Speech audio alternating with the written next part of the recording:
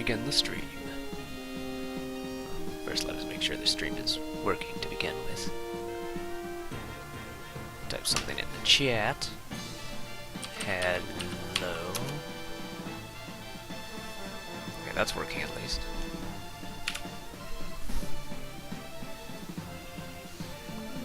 Aha! I can see stuff, and it's probably going to be echoing. So, welcome to Dungeons & Dragons. This has, what can I say about this game? There's actually quite a lot. This was pretty much the arcade game that I spent just years playing when it was available in various arcades, back when I was in high school, and, well, for many years afterwards, too.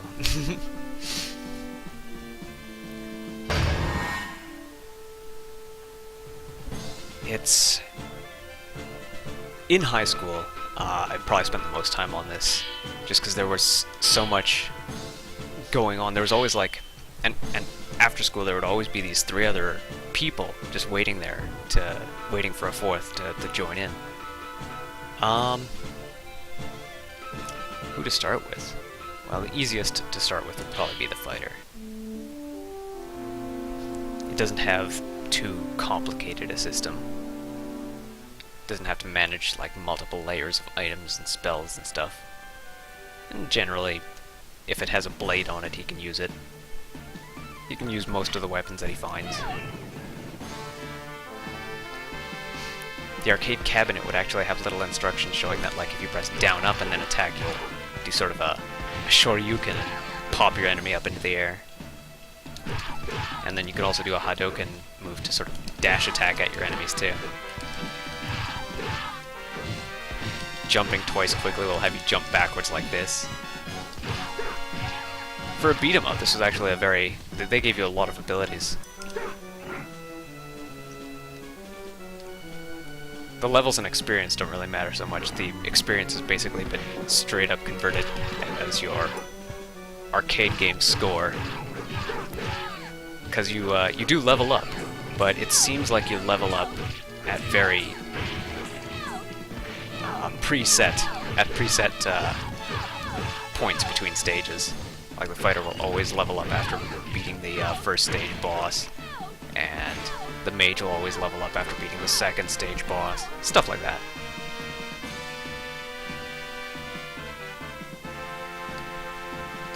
And another thing that probably wasn't D&D standard at the time was that your weapons are all intelligent, so they'll all level up as well. They're not so intelligent that they would, like, talk to you or resist your actions or anything. But your sword will, like, the sword that you have, and actually all the weapons you find as well, have levels listed alongside them. If I could swap out my sword, I could show you. I can find a new weapon in this stage, so I can show you right away, actually. Or at least pretty soon, as soon as I take care of these guys.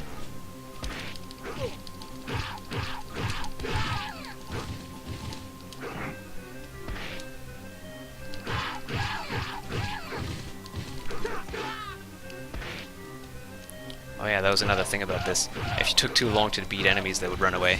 I mean, with this being an arcade game, they had to keep things moving.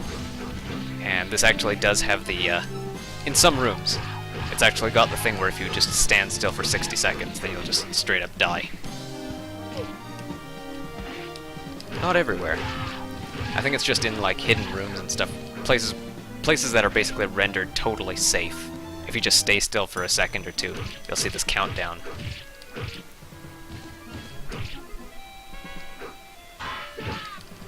This was something they did not list on the arcade cabinet. It was something that I discovered by accident, and that is that if you're blocking and you hold forward on the stick, you will actually do a counterattack when they knock on your shield.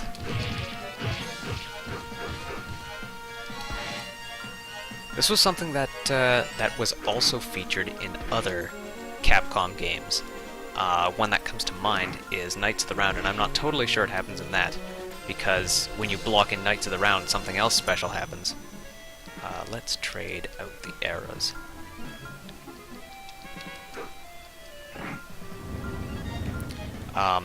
But yeah, in Knights of the Round, when you block, you're made invincible for about half a second.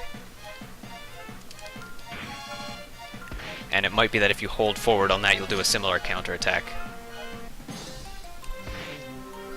But that half a second is basically giving the player the time to do whatever they want.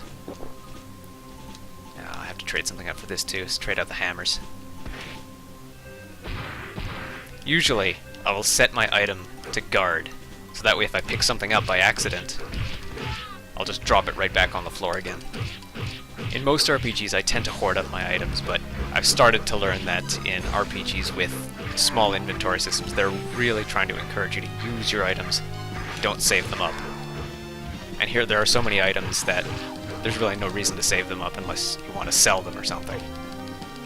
And as a fighter, you might want to sell a lot of the things you find. I'm actually holding onto this axe and this mace that I found in that secret room.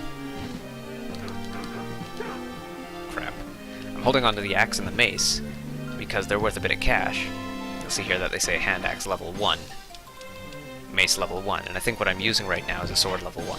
Normal, yeah, level 1 normal sword. I think if it has the level in front, then it is your weapon. You can't sell it, and it will level up as you do. If it has a level in the back, then it's just there to compare to your current weapon. See if it's something you want to swap out for.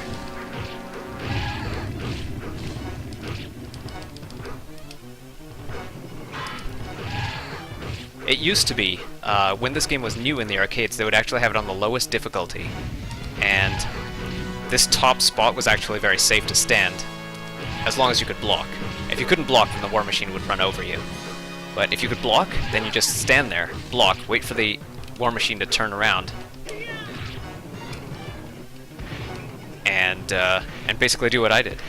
I was too fast to let it get into its second phase, but it has a second phase where once the village starts catching on fire, the gnome or the goblin atop the war machine will start throwing out bottles of oil. And if they land at your feet, they'll start burning and you'll fall over on fire. I was actually really lucky on this round. There are a lot of dice rolls in this game, and you have to be able to adapt to them. Sometimes you'll get lucky and have an easy time, other times not so much. Something unexpected will happen that either rarely happens or that you've never seen before. And you may die if you're not, if you've never dealt with a similar situation before. And most of what I'm doing here is actually muscle memory, but the reason that most players that I've played with take the river route is that they can get a lot of silver pieces, a lot of money. I was going to say gold, but you can get a lot of silver pieces just by taking the right routes. Here you get about 1,300. Oh no, wait. Yeah, 10 bags of silver. 11. Yeah, 11 bags of silver and 2 bags of gold. And then another 6 bags of gold in the second branch. 6 bags of gold and 2 bags of silver. I could have avoided this encounter.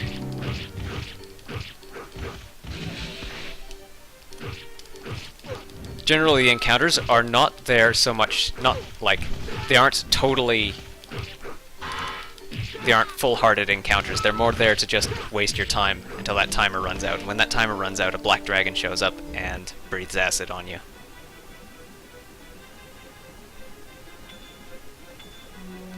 Couple of bags of silver there.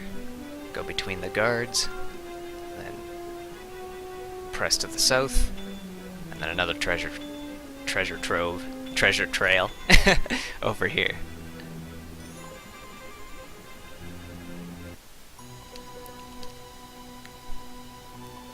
Now here, I didn't bother reading that sign, but it says, don't turn back and don't stay still.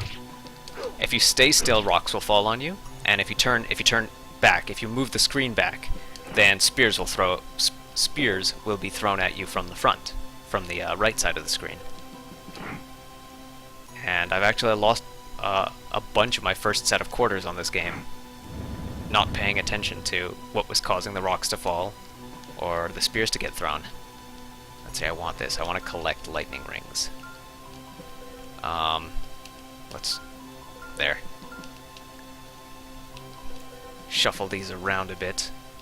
I think the mace is less valuable than the sword, and I want to keep... Actually, I don't need to keep my daggers. I could just buy them. They're super cheap. I'm going to want to save a spot for daggers and burning oils for the next couple of bosses. Here, it's just pretty much straight up memorization as to where is a safe place to stand. On higher difficulties, these scorpions are all aggressive, but on the lower ones, they just kind of wander back and forth and give you free XP. It is, in all difficulties, it's probably a good idea to kill them before this guy shows up.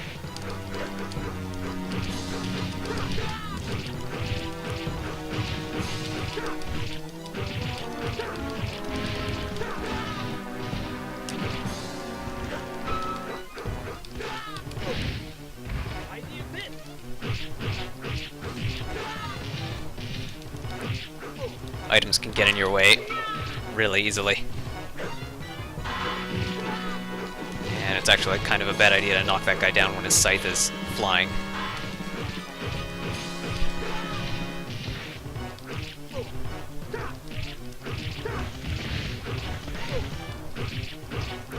I might actually die this early.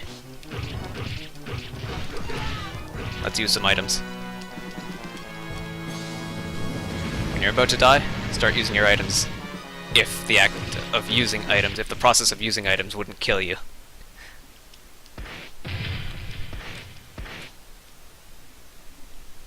That jar is always fun to use. And you find enough of them that it never really feels like a waste. Now, in the shop interface, a lot of people don't know that you can actually sell stuff just by dragging it to the trash.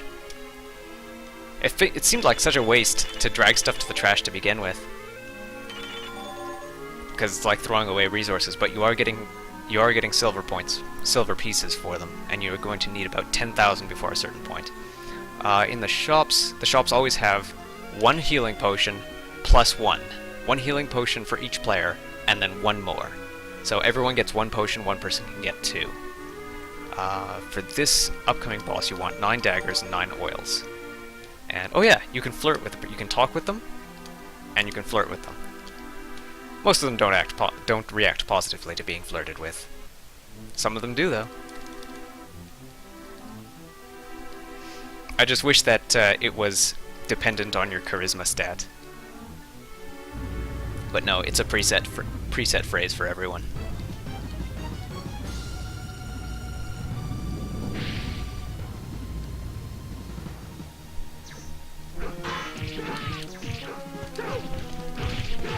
That was my fault. I left myself open after the counterattack combo.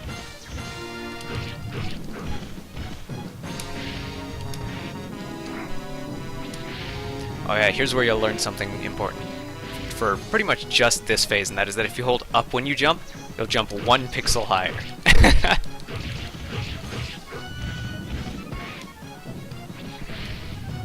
But it gives you just the space you need to avoid those fireballs for long enough. 2, 3, 4, 5, 6, 7, 8, 9.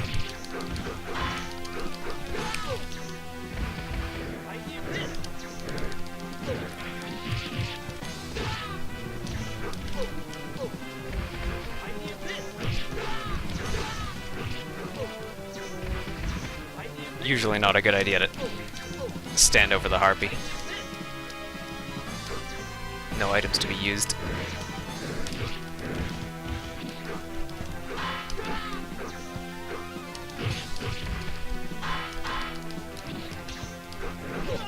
Oh, I have it set on elimination mode too, so there's no continuing. Although the fighter is the easiest to play as, it's also the least played by me.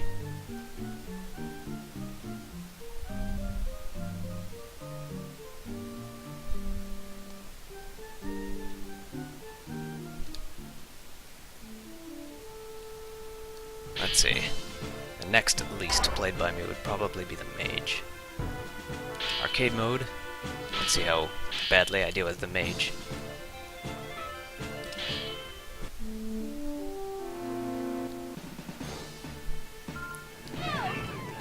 I probably should have pointed out that each character has two costumes. Well, they aren't even costumes as much as they are actually separate characters. They have separate default names and everything. The mage has no fighting combo.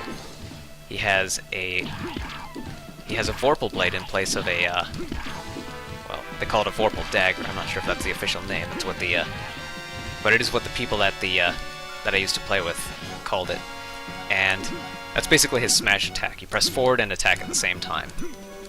It deals 1 damage, normally, but has a small chance of dealing about a third of their maximum HP, and this includes bosses.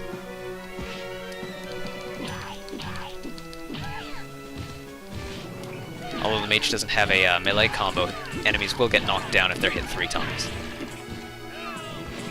About 3 times. I think the Vorpal dagger doesn't count as part of that 3-hit combo. 1, 2, Vorpal, 3.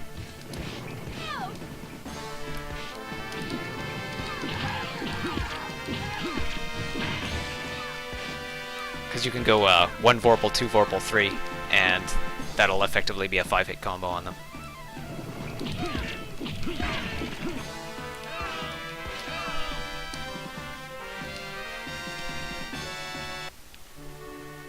What is this? Whoops. Right, start isn't start in the console versions. Select.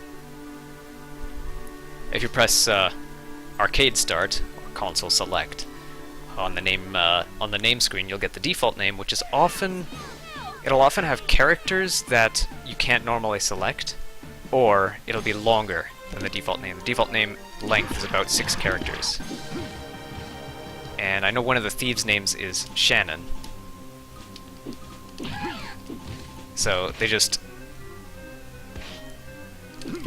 set the name to whatever they wanted before. I'm guessing the name was derived earlier on, before they implemented the naming length limit.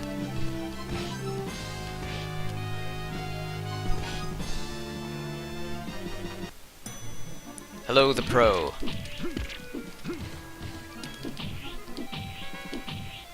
In the chat. Once I can get Open Broadcaster software working with this thing, and I'll be able to echo the chat in the in the live stream.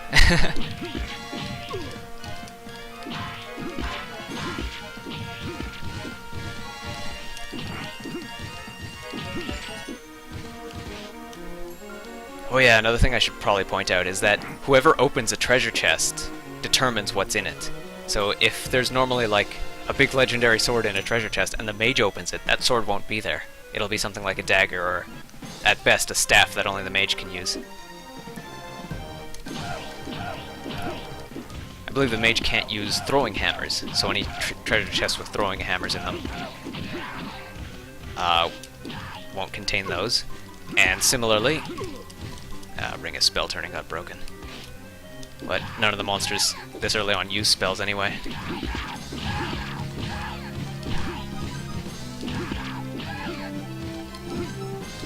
Similarly, the cleric cannot use bladed weapons, so anything that has a anything that would have a dagger or a sword would have a throwing hammer or a mace. The cleric actually gets a pretty diverse set of weapons.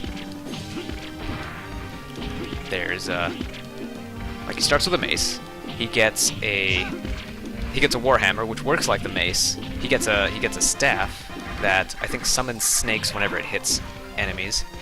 And then he gets a morning star, which changes his down-up attack into a big radial swing that lasts a good 3 seconds.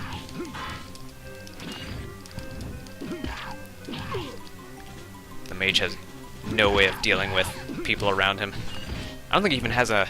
Yeah, he doesn't even have a, an emergency escape move. Normally in beat-em-ups like this, you hit punch, or attack and jump at the same time, and you'll do like a super move that uses some health. Since the mage cannot block, he has to actually attack the front of this thing. Or slide under it. That won't give him any opportunity to deal damage to it.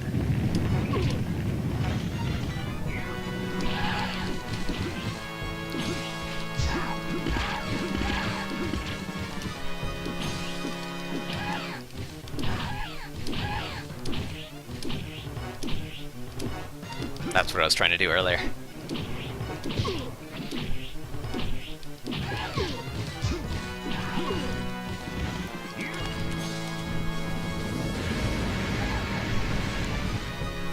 Probably should have used some spells here, since the mage gets spells back. I think the mage gets spells back at stage 1. There are certain in-between stage segments where the spellcasters get their spells back, and it's different between the mage, the elf, and the cleric. The elf gets her spells back after stage 2. The mage, I think, also gets his spells back after stage 2. It would make sense if the mage got his spells back between every stage. But then it might be too easy, I don't know. Vesuvia River again.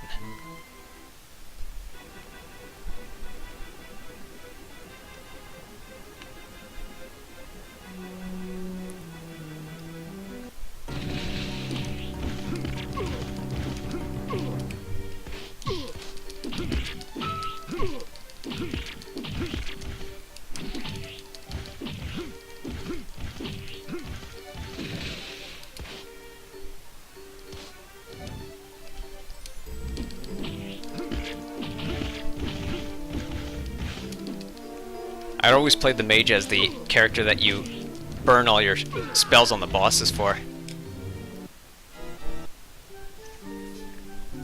Which is probably why I never really got very far. There are people that can expertly manage their spells and have enough for the bosses, or even know which bosses they could just take on in melee.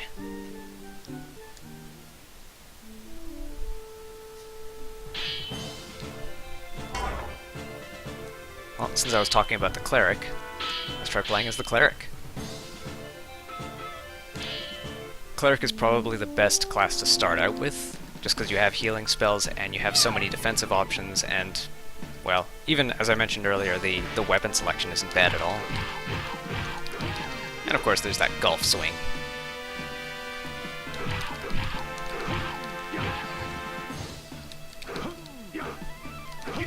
Oh yeah, that's something that's always gotten me, is that pressing down, up, and attack will often have me, like, tap the opposite direction by accident. So now I'll do the golf swing, but I'll be facing the wrong way.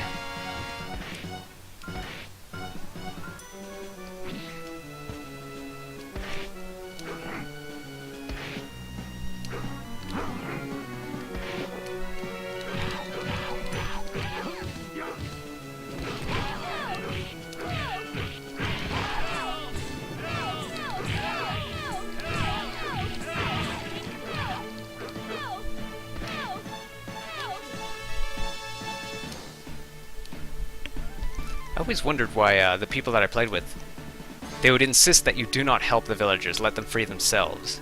And I don't know if that rolls a couple of dice in the background that causes your overall XP to be higher or something, I don't know.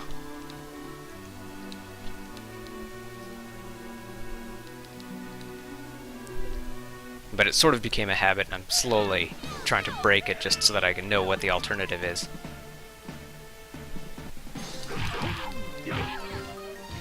Whether it really does affect, say, difficulty later on, or number of enemies that show up. I know that if you break one of those Ryakas, or no, don't break the Ryaka, but if you kill the goblins pulling the Ryaka so it stops, and then just wait there, then you can basically farm goblins for the next 4 minutes or so if you wanted. As can be expected, the cleric does have a turn undead ability, but using it will basically nullify any EXP you would earn. It's his emergency escape move. So attack and jump at the same time.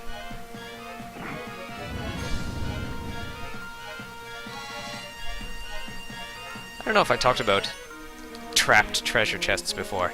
If a treasure chest has a trap on it, then you can try to lift it up to set off the trap and open the treasure chest. Thankfully, items inside treasure chests don't get broken like they do in, say, NetHack or other such RPGs.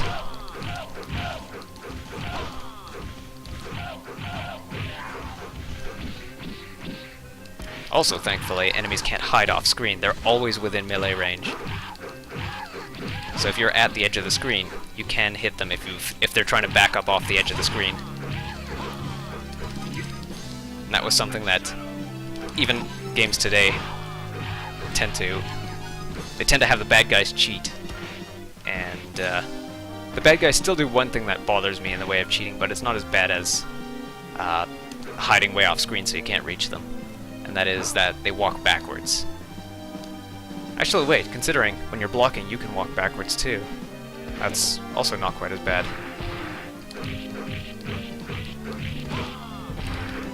Some players will take the healing potion there at full health for the 2000 EXP. I guess if you're going for a score run, you want to do that at every opportunity.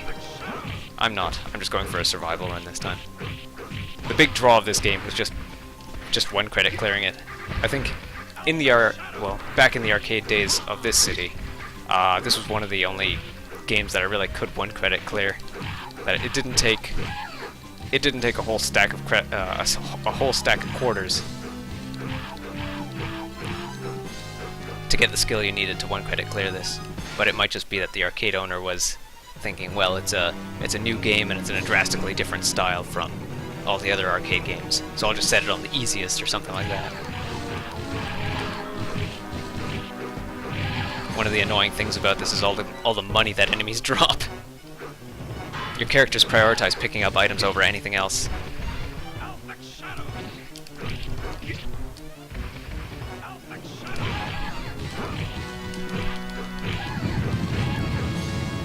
I like to crouch, because it makes him pick up all the money faster.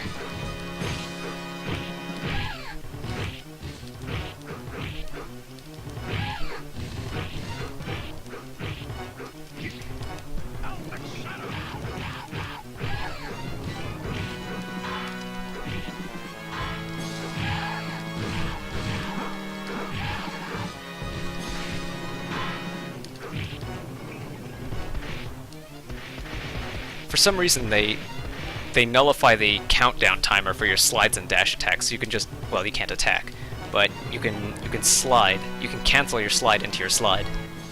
So you can do this stupid little slide everywhere move.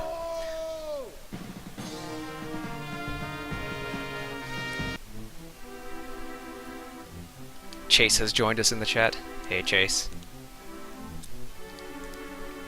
Alright, once again. Vesuvia River.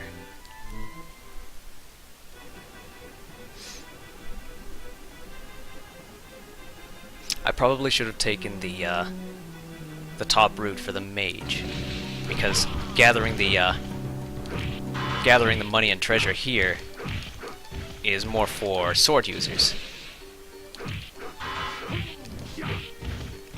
Because there's a particular secret that you need a lot of healing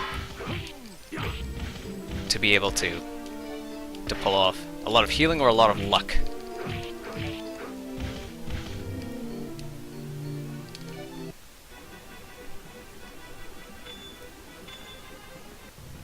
Look, it's a black dragon. There's no way to beat him here. Let's retreat to the ship and make sail. So you just have to keep holding forward on your raft to outrun this dragon until you get to a flag. And once you get to a flag, the timer will reset to 30 seconds. A lot of beginning players will try to fight it, they won't realize that they're not hitting it, and when it breathes acid, they will either instantly die, or they'll be rendered stunned, after which point another splash of acid will kill them.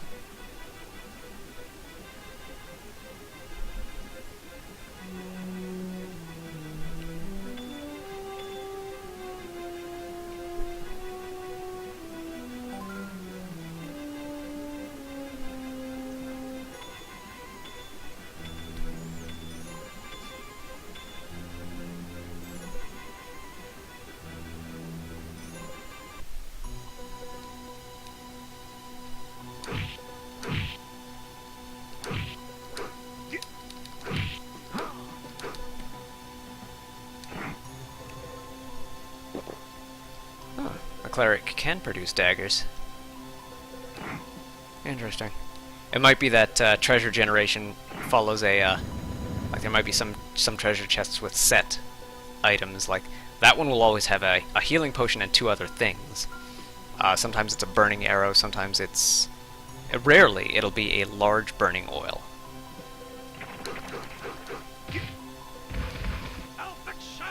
It's pretty clear after playing this for a while that there were a lot of ideas that were just kind of left on the table or not fully implemented, like, well, burning arrows, for instance. Like, it's clear they wanted to have, have people use them. They're practically worthless when sold, and they deal, I think, a little more damage than a silver arrow. But I would guess that they were either too powerful, in that 4 characters with silver arrows would be more powerful than 4 characters with 4 large burning oil. Or there were too many situations in which using something fire elemental was not useful, and there weren't other alternatives.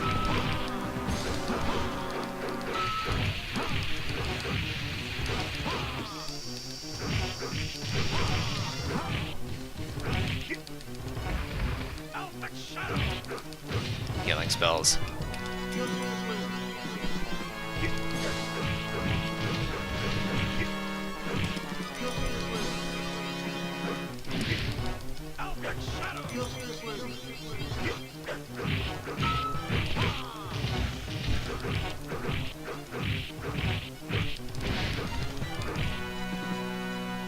Magic level 3, that's Cure Serious Wounds. Crap. No, 4 is Cure Serious Wounds, 5 is Cure Critical Wounds. They have the Cure Minor Wounds spell here. Or, they had the Cure Minor Wounds spell in the previous game, Dungeons & Dragons: The Tower of Doom. I don't know, I suppose I could test out online chase. I'll do one more round in this. This time as the dwarf. Let's do the alternate dwarf. If you press start, which is actually console start and arcade start, at that screen, you'll start as the alternate color. Normally the dwarf is in red clothes, now he's in blue. Dwarf is more or less the fighter in that he can wield the same weapons, but his combo is much different. His normal attack is a multi-hit. His normal attacks are multi-hit, and if you mash the button, then he'll do this sort of blade flurry kind of thing. I guess it's supposed to be akin to, like, going berserk.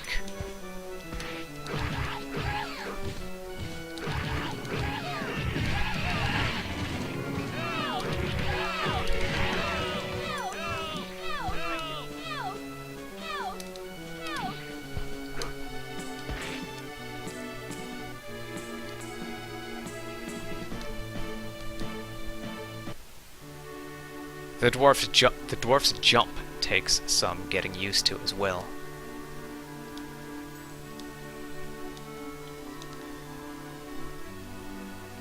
Oh yeah, and you can hit Arcade Start, Console Select to look at your character sheet.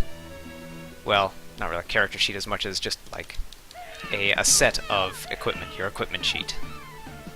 It shows your helmet, your armor, your boots, your gloves, your shield, your accessory, which is like a ring or a rod in your offhand,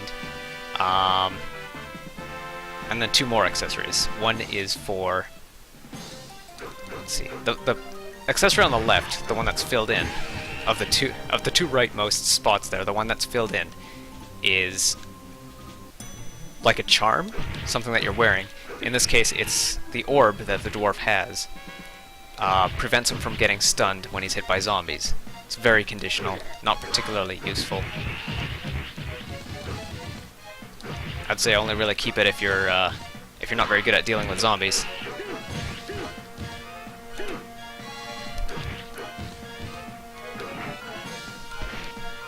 Short sword. Oh! Arrows are actually really valuable for the dwarf. Hammers not so much, strangely. Another thing the dwarf can do is find extra treasure. He can open a chest and then break it. Let's sell that. drop that.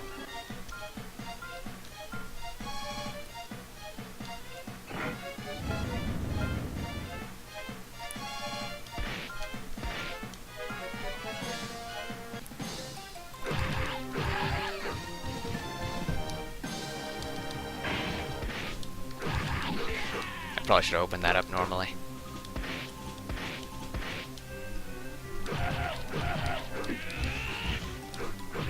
Yeah, the problem with the dwarf's flurry attack is that his combo causes knockdown before the flurry.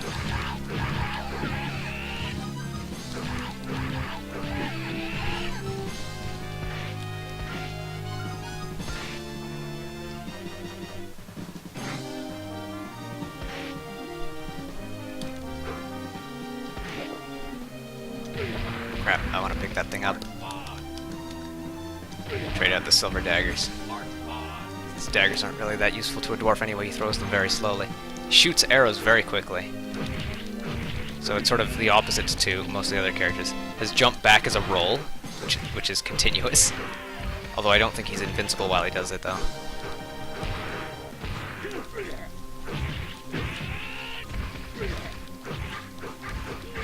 It's a pity that these owlbears are dropping short swords. I really like one of the secrets with the fighter is that if you have the fighter switch from his normal sword to a short sword, he'll put away his shield and dual wield.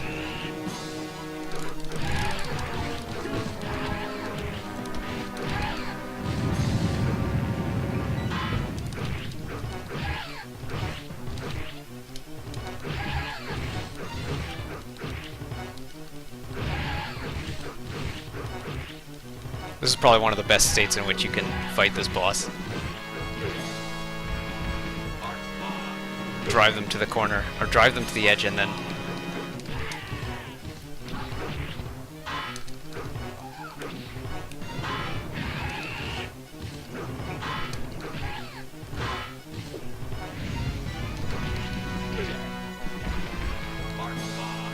drive them to the edge, duck, and then just keep hitting them.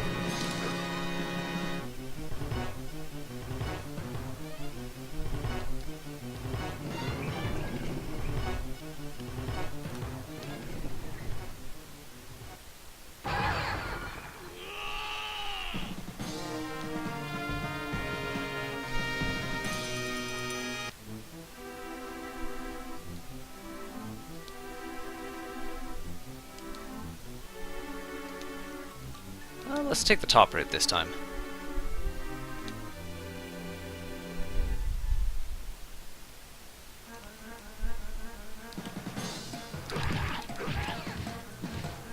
Once I die on this run, I'll try an online match with you guys if you're able and willing.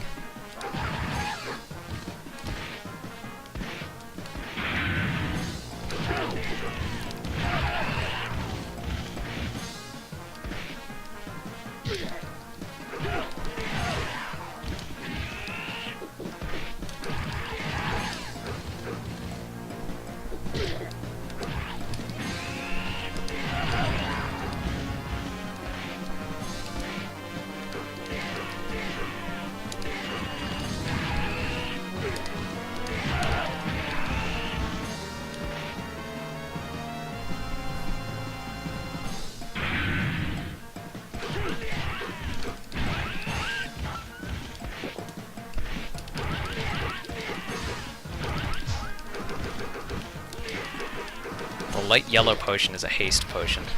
It messes up the timing of everything you do. But it will make you invincible for, well, almost invincible for a little while.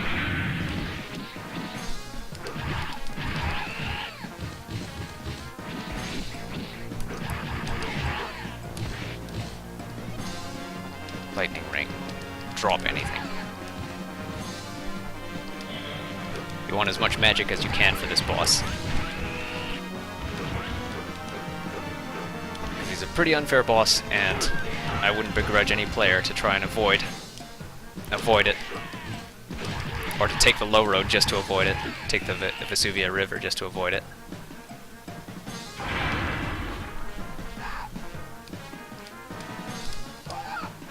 want to have to release this beast, but I guess I have no choice now.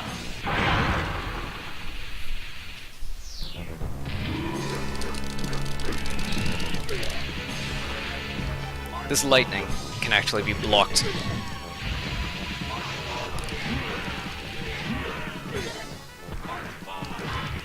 Provided I get the opportunity to.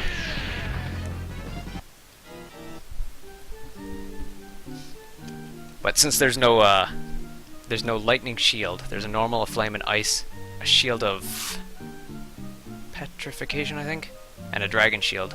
There's no shield of lightning. So any shield will block lightning. At least from this guy. I'm not so sure about other lightning-based bosses. Although I don't think there are any, or lightning-based monsters. There aren't any other lightning-based monsters in this game. Alright, let us attempt an online match. Continue. Nintendo Network. Let's create match. So if you want to join, let's go to average. So that would be apprentice. Actually, no. Let's start with weekly. See if we can get through the entire game. If you guys are playing for the first time. Lobby type public. Max players 4. Descent from the Broken Lands. House rules. None. Create game.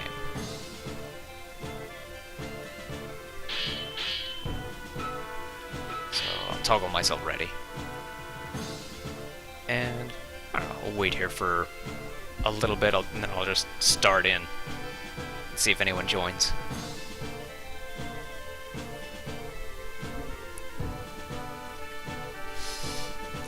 So, how's the chat?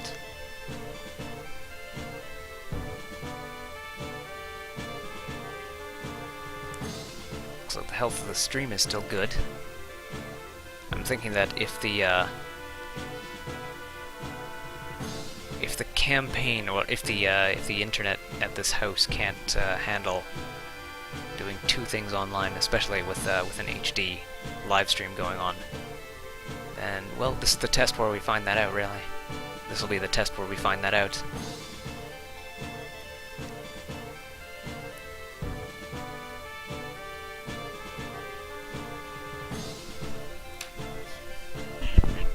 Get a sip of my drink.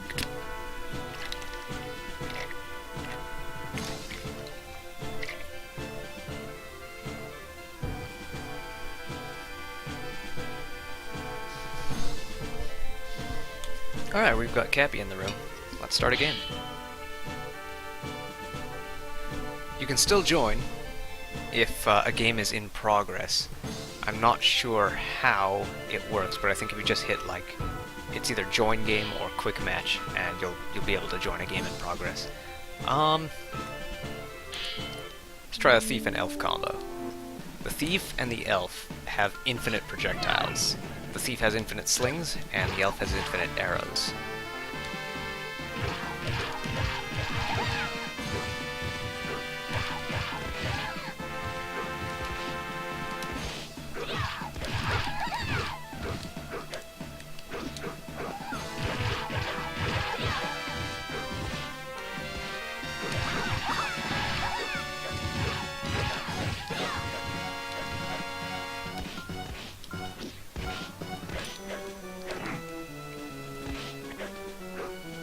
Always thought about, like, if I was watching a live stream and they decided to do something with audience online participation. Like, I always thought about participating in those, but it'd be kind of weird watching a live stream that I was already participating in.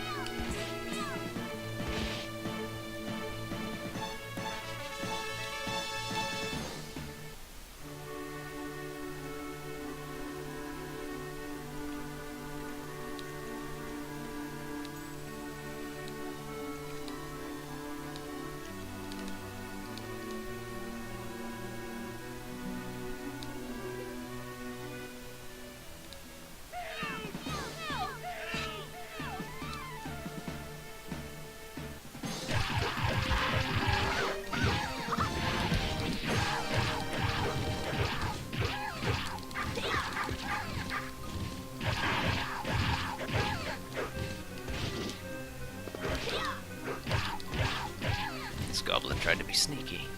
Sneak around us.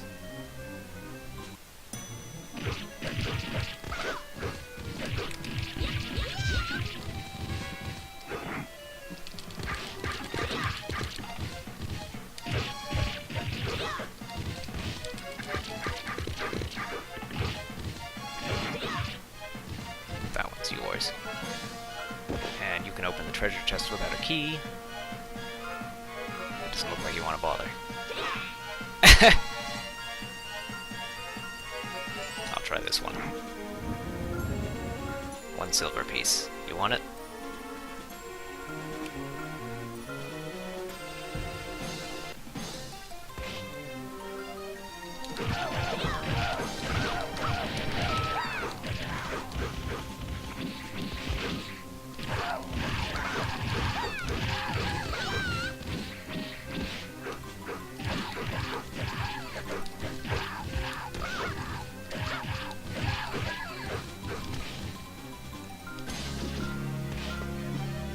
Do I have space for that? Yeah, I've got space for that.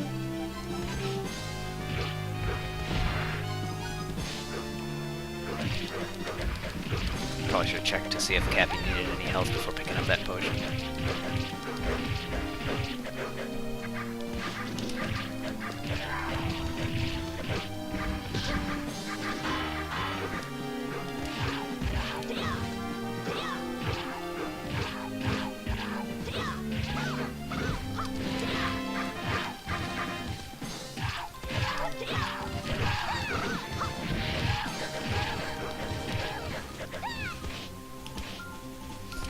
If you can kill those waves of goblins fast enough, then more waves of monsters. This will happen on a lot of parts of the game, actually. If you kill the waves of monsters fast enough, more waves show up. Like extra waves, and then extra waves.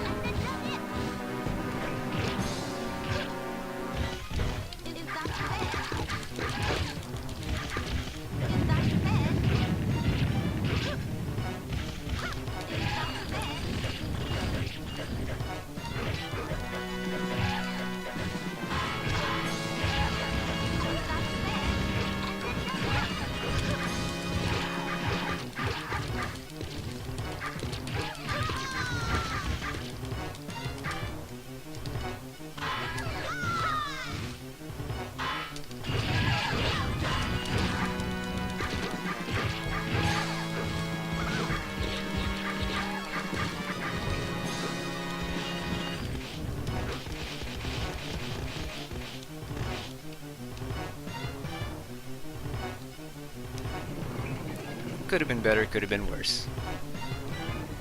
What? The war machine! Never mind us. The war machine! You take a rest in the village of Trintran. The village of Trintran, hold on. Trintran is, Bill Trinnan's Twitter name.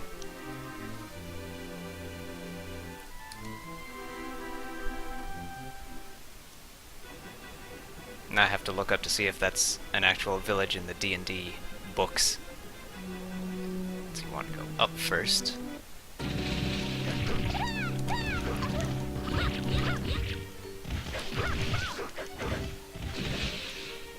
don't remember whether they detailed the thief's backstab on the side of the arcade cabinet. But yeah, it's a little tricky to do, since most beat-em-up controls don't really track that stuff. But if you walk across an opponent, press the opposite direction, and then press the attack button, you'll climb up on their back and stab them 3 times.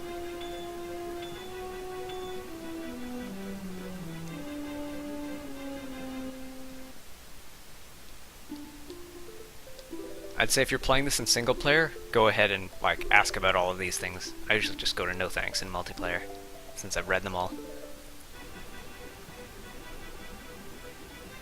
They don't give you any sort of bonus.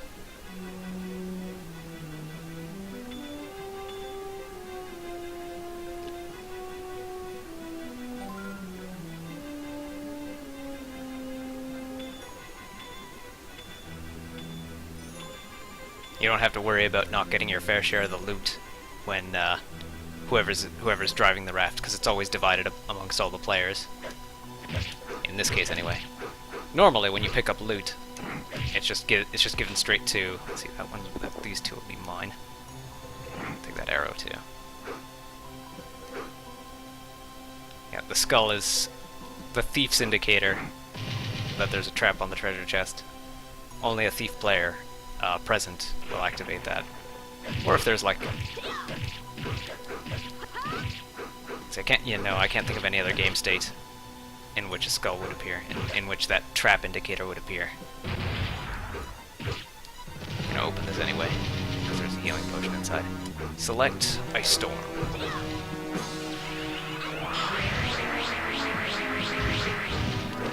Although the elf can handle melee combat, it's not as well as the others, so it's usually best to attack them in melee when they're already knocked down, and then use spells to knock them down.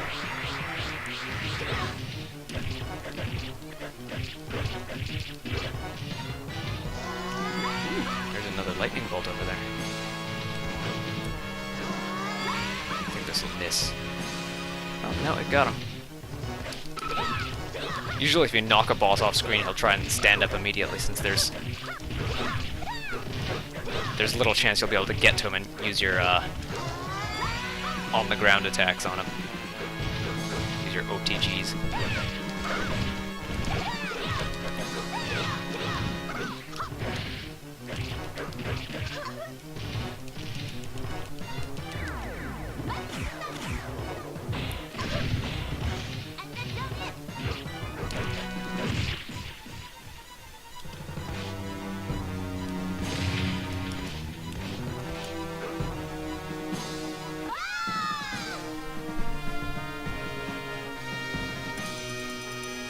Level 3, short sword levels up.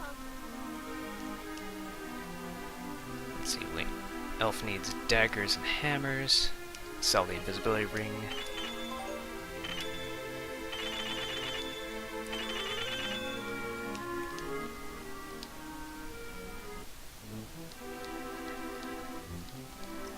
The Prince of Galantry, Malachi du Marais.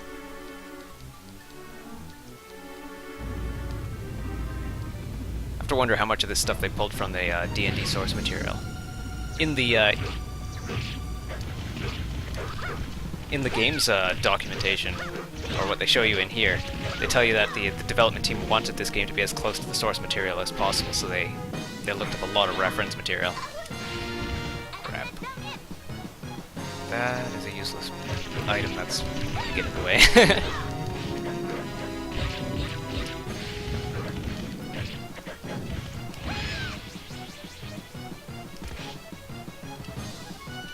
Daggers. 1, 2, 3, 4, 5, 6, 7, 8. I should select Magic Missile.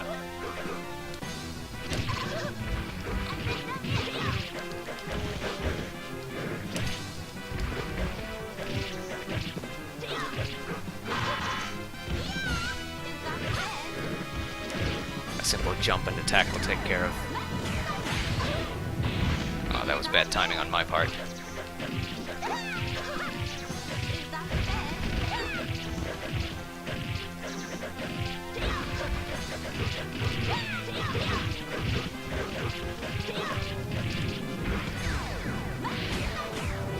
This is better timing on my part. That was not.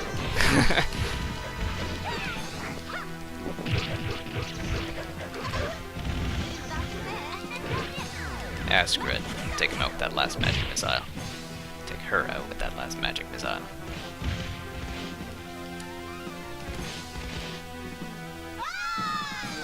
Defeated Harpy. Then, burning oils, for what may be considered a scumming practice in some circles. But I mean, it does take resources, so it's not a free scumming practice.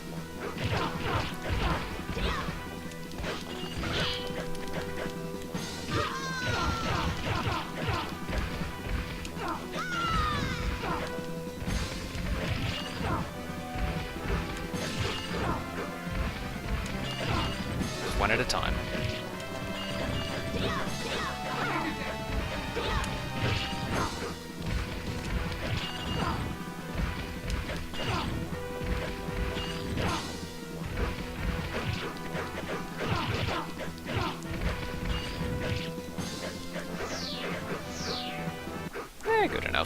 You have to take this guy down to about 3/4 of one bar, or less than 3/4 of a bar, and this will automatically play. You can actually take away all of his health. I was actually convinced that these were women when I was playing this in the arcade, but apparently they're guys, according to the documentation. Actually, the friend that I played with, he told me that, like, Telarin is a male elf name or something like that. I don't remember exactly. It's been over 10 years.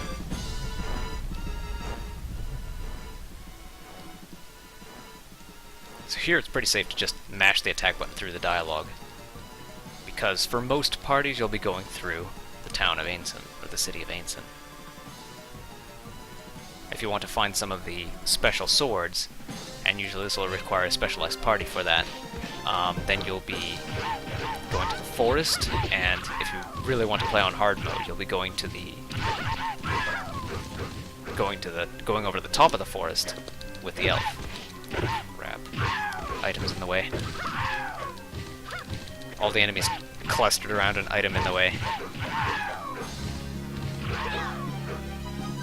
So I picked up an earring. A set of earrings, well, they only drop in sets. So I picked up a set of earrings, which will, I think, increase all of your magic damage by about 20%.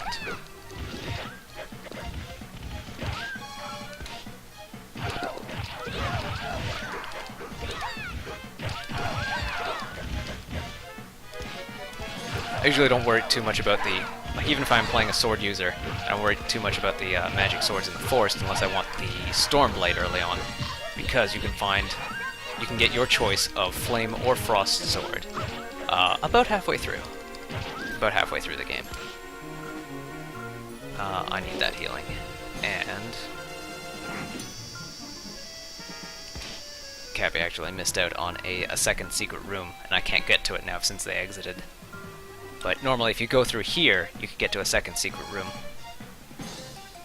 which has some, I think it has one of the characters' ultimate helmets in it, and then a bunch of good stuff in general.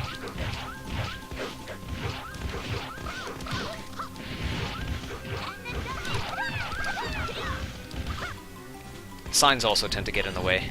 Pressing the attack button will have you stop and read a sign. You'll be invincible for the second that you read the sign, but you'll have to time when you stop reading the sign, because you'll be vulnerable immediately afterwards.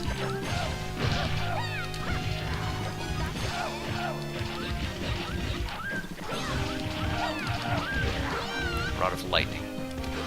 Probably want that. The fire, ice, and lightning rods will boost the power of the spells you cast, the according spell, the matching spell, by 30%. So if I have a set of earrings and a lightning or ice rod, I don't think she gets... Oh no, she does get fireball. But it's not as, like, if it costs you a cast of lightning bolt to cast fireball, then you should probably stick to lightning bolt. And then I pick up the Rod of Fire anyway. Items in the way. Oh, wait. Secret room. I'm anchoring the screen so that the boss doesn't get triggered. Okay, you stay back here. There.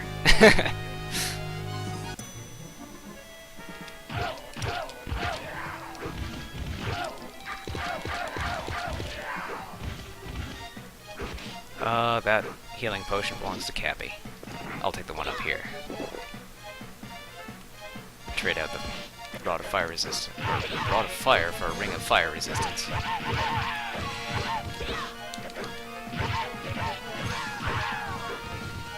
I think all the fire spells in the game are usually a shoot in favor of other elemental spells. For the, oh no wait, there is one fire spell that the mage will use. Conjure Elemental Fire. Conjure Fire Elemental. Your Conjure Elemental spell is dependent on which direction you're facing, and each character gets two. The elf gets Wind Elemental and Earth Elemental, and then the mage gets Fire and Ice Elementals.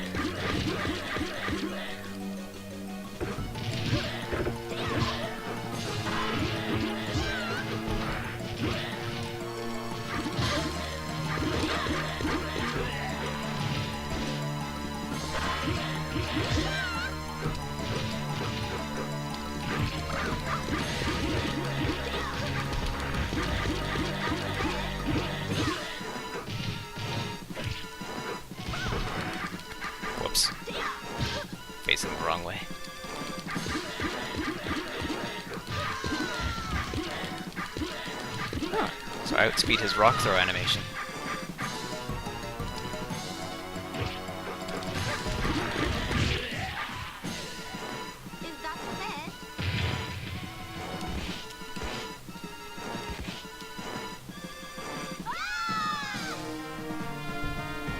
If I recall, neither player gets, well, no players get a finish and a finish stamp on their character sheet for that fight.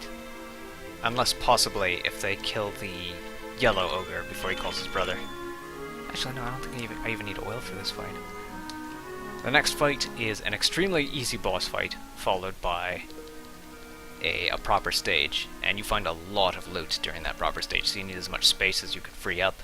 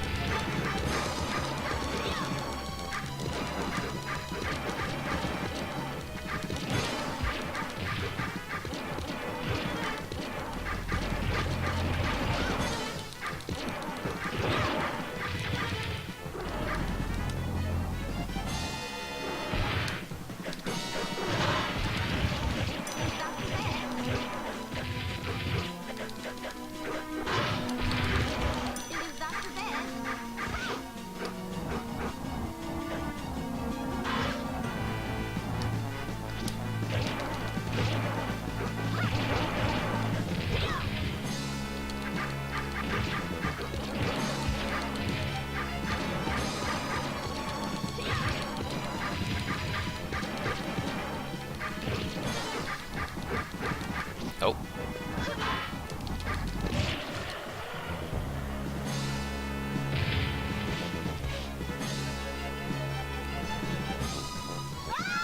Somehow that seemed a lot more difficult than it should have been.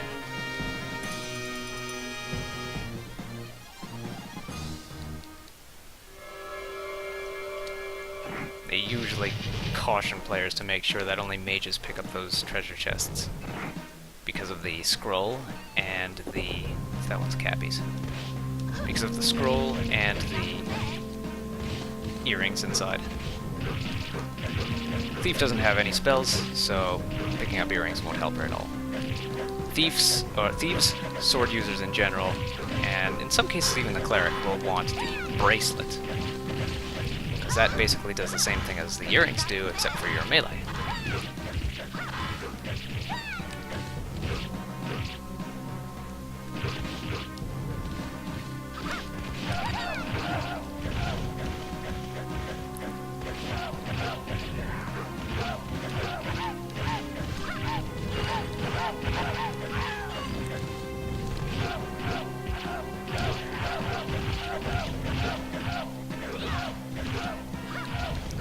These flame traps won't affect enemies, but later on there will be traps that do, that you can lure enemies into.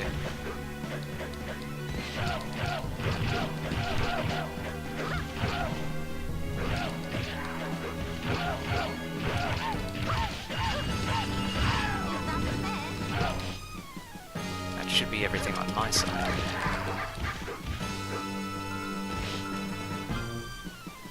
I'll often just skip these guys out of habit. I'm not really sure whether other players that did so were just trying to get through this section, or whether the enemies just weren't worth the experience that they gave. I know that they don't give any items. Skeletons don't ever have any items on them. So that might be it. I'm wondering why Cappy isn't using his slings. Oh, I don't have a fire shield. I should not be blocking.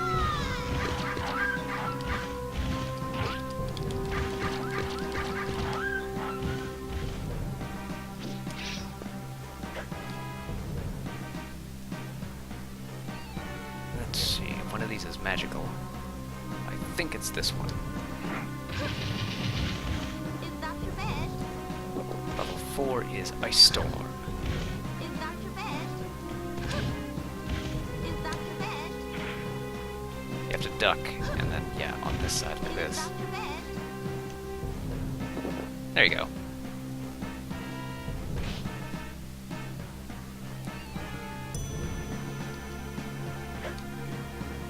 This room you don't want to go forward too quickly because you can take these guys out by themselves.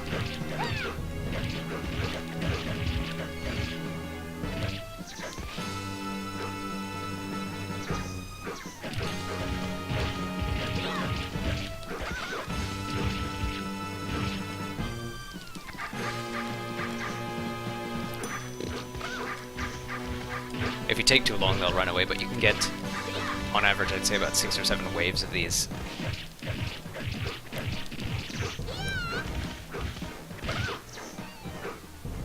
Silver daggers. I value silver daggers a little bit more than the average D&D arcade game player. They're the only weapon that you can throw at the Lich, or the only weapon that you can, like silver daggers and silver arrows. Now these guys, I want to make magic missiles with a magic user. Gargoyles can only be hit by magic weapons and magic spells. Normally I try and lure them off the screen because projectiles that...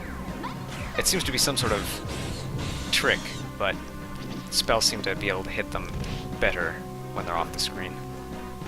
And I got my Rod of Fire, or Rod of Lightning.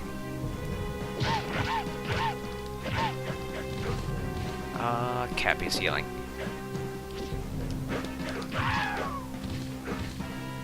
Just in time, too. You want to run forward here. Just take these guys all out with a lightning bolt.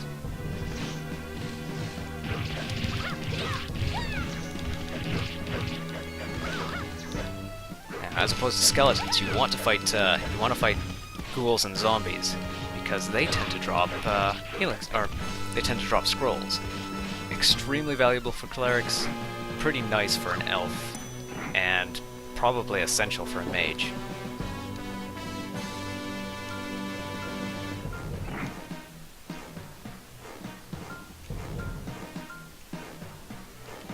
Let's see, I want magic and area effect spells in general, so Conjure Elemental, and this jar. There are 3 phases in which to use these things. Basically, whenever the Lich uses something strong, you use something strong to counter. Not counting that spell, of course. But he'll do something like, He'll use a move to get himself out of a corner.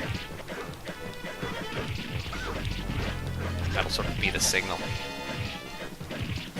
Don't stand too close to him. If you touch him, you'll fall asleep. That's the signal. And of course, he knocked me into him with that.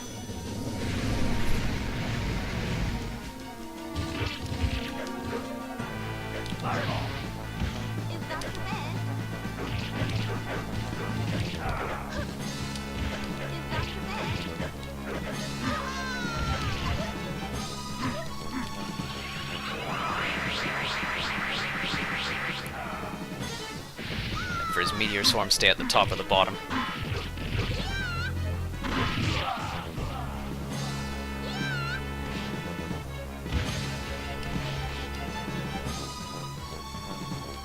Ring of Spell Turning. I'd rather keep the magic rod. The rings of spell turning, gloves and boots will... The rings, gloves, and boots that you find will break when you're hit 3 times. I usually stick to the safer items.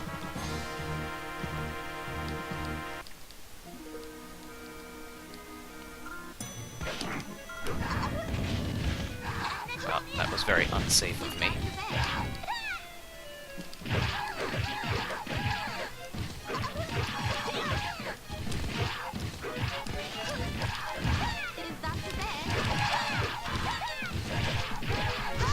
These goblins know how to block. The enemies slowly level up a bit as you get further along.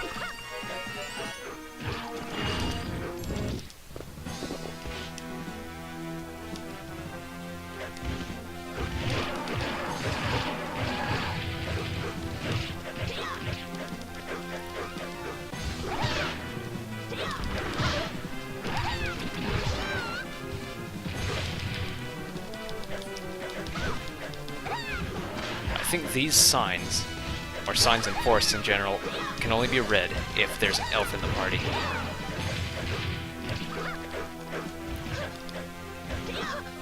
This guy is going to take every opportunity he can to bite you, so you want to stay just out of range of his teeth. Like, stay in range of his, not claws, tentacles.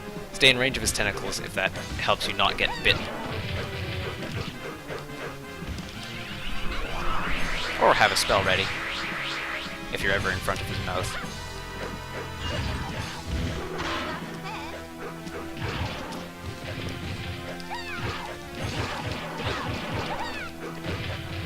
I hope he drops his skin.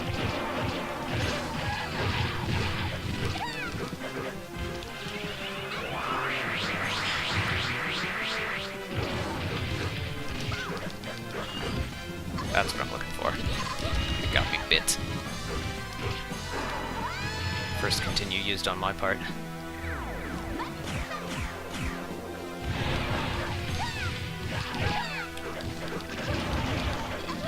Ah, got bit again.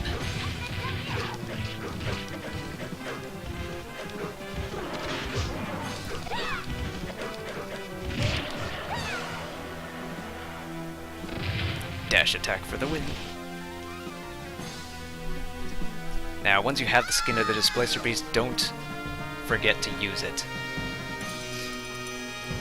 Can you help us? Our village is under attack. Go save the people at the Gnome Village.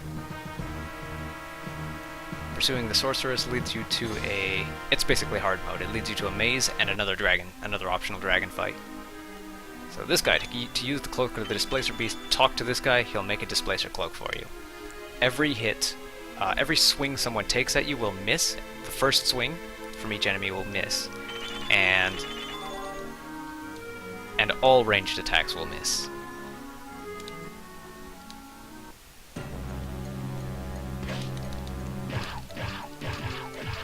Very helpful on a 1-credit clear.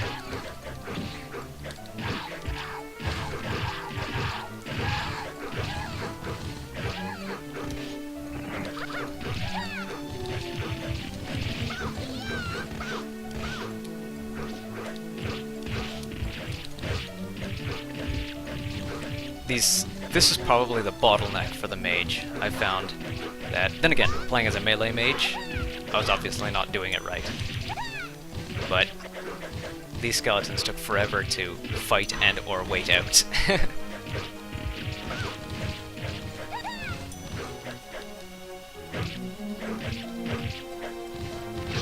After this, though, you start to get more and more powerful.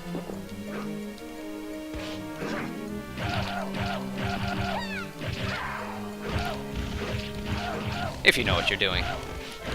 You'll get more and more powerful. You'll get more powerful faster than the enemies do.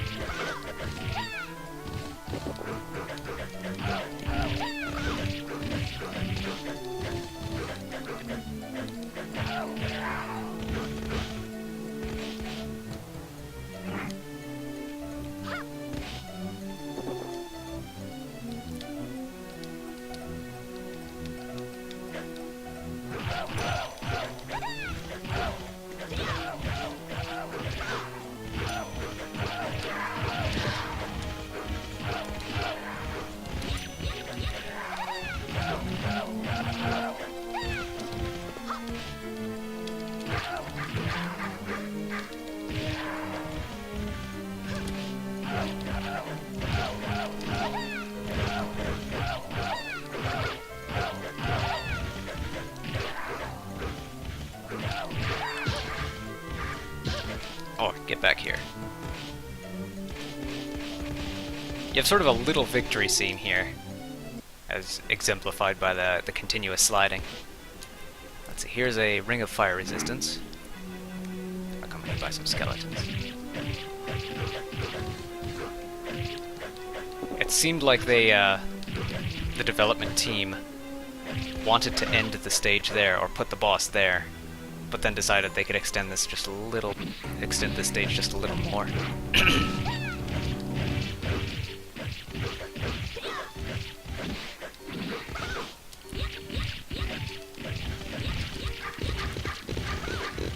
Magic.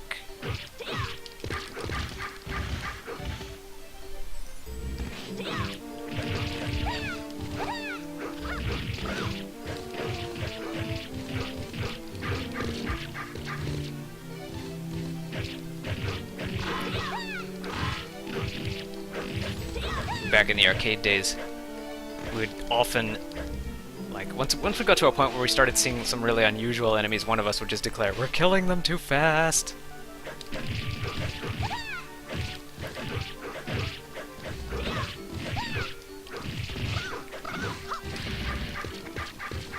Oh wow, these arrows have really powered up suddenly. I believe that is a scroll for a spell I will never get. Level 6, yeah. Level 4 I can use, though.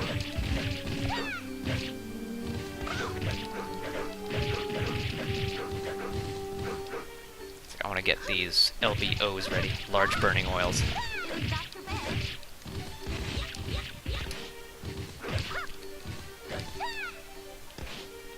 Alright.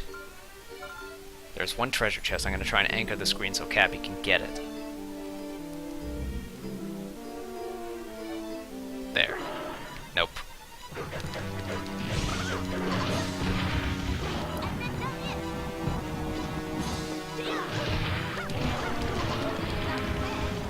I'm going to try and knock him over that way.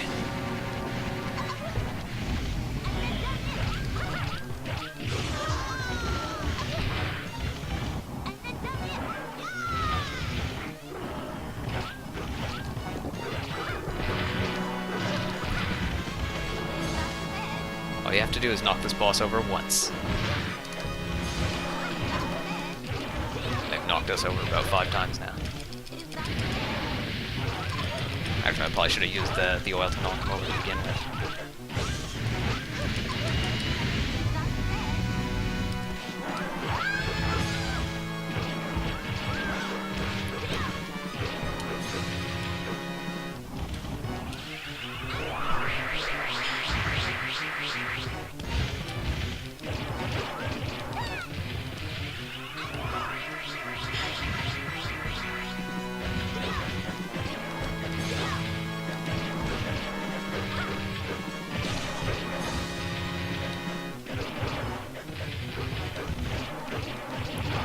Chimera doesn't stay down. Doesn't lie down for you to land OTGs on it.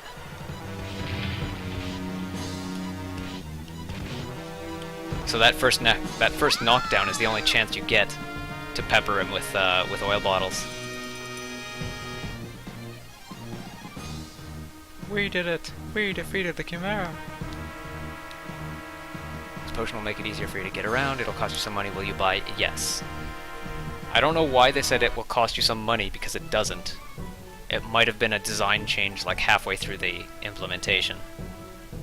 But what you have to do is you have to go into the bar, talk to people if you want.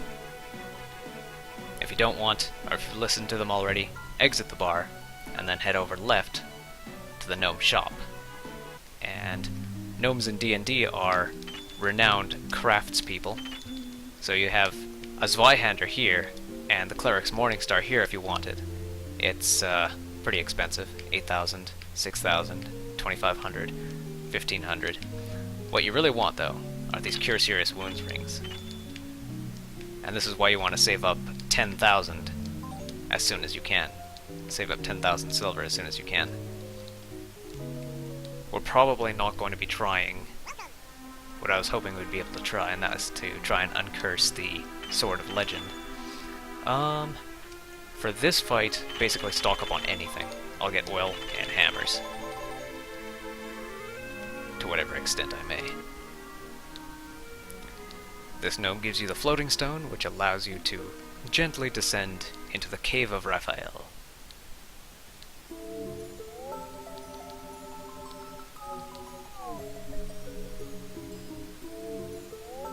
Here, I'm guessing most players would probably stick to the middle the first time they played this area. Take one of these hammers. Nope. There we go.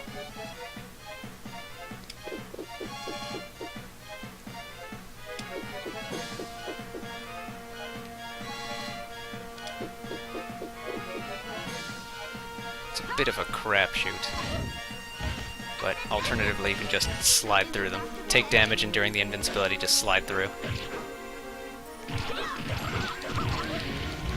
Now, if you're playing with a newer player, I would anchor the screen to the right, or just take the sword as soon as possible.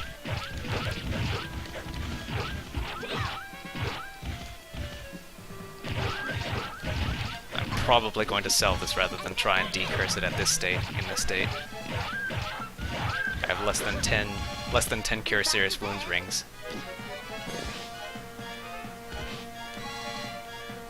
I cannot go for the dragon sword though, since I have the display. I'd have to drop the displacer cloak to pick up the horn for the dragon sword, so the thief can have that.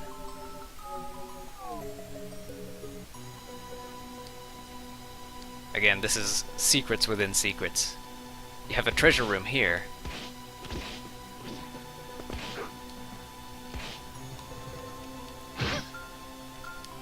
And you can loot it all you like. But then here, leave now if you wish to live. No. You have to answer these specific way. If you proceed, I'll fight you and destroy you. Flee one now while you can. No. You fools, do you truly seek destruction? Yes. Then I will destroy you. You have a couple of seconds to do what you want, but then rush over to the right behind this area, and you have more treasure to loot. This is a fire shield. I believe the bottom chest has a hat. It has a hat for the cleric, not so much for the elf. Alright, that has the sword. It might be. Actually, no. Keep it for the thief. I'll take the magic jar. Thief has sling equipped. Has the sling equipped. Yeah, you're not gonna drop your sling. It has infinite arrows, or yeah, infinite rocks.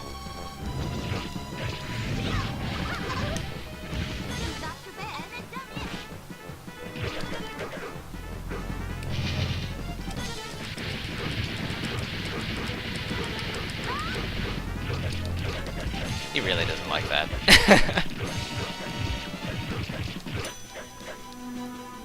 He might be breathing fire. Keep one of these rocks available to you at all times.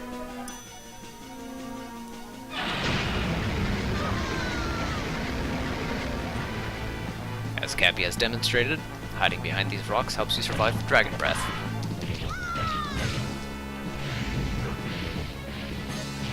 Staying at the top helps you avoid those rocks.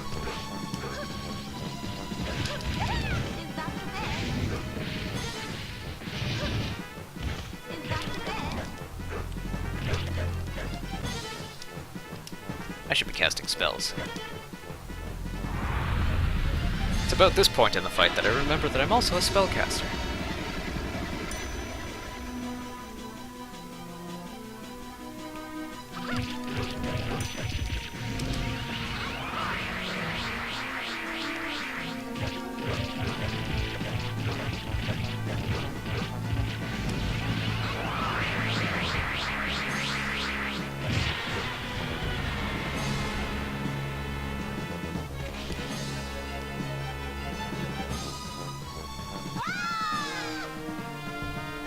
So if you talk to the shopkeeper after this, he will turn that dragon horn into a dragon sword.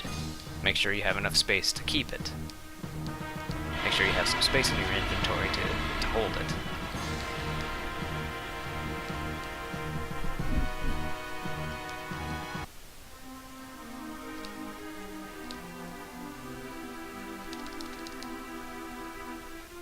See if I can get him to talk to him. Talk to him.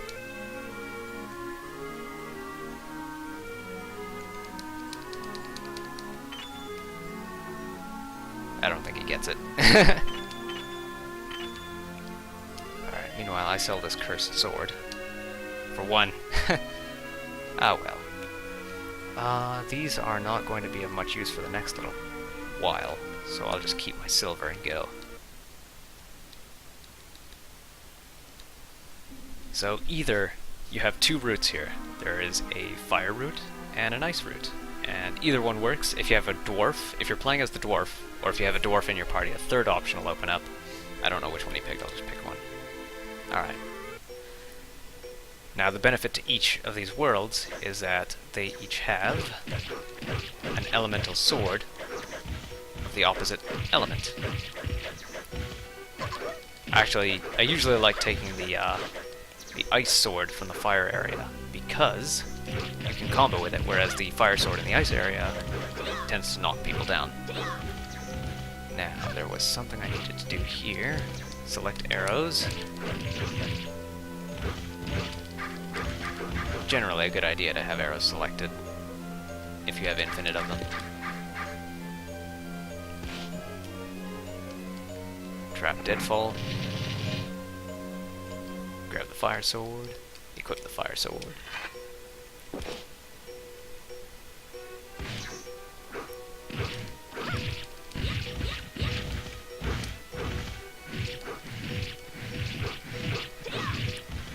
Having each character have a magic sword is generally desirable after this area, after this part of the game. There's a fire sword, an ice sword, there are two, well, there's the Holy Avenger, which you need a cleric for, which you need a cleric to acquire. I'm not sure if you can use it as a cursed sword. The Sword of Legend, which is very difficult to get. Pretty much unattainable if you don't have a lot of extra healing. And some time. Like, you have to spend some time just swinging the sword, which might not be worth it.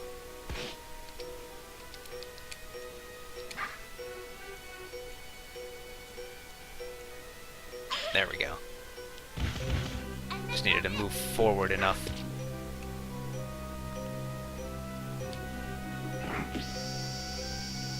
Alright. I'll pick this up for collection's sake, but an ice shield is nowhere near as useful as a fire shield for the rest of the game.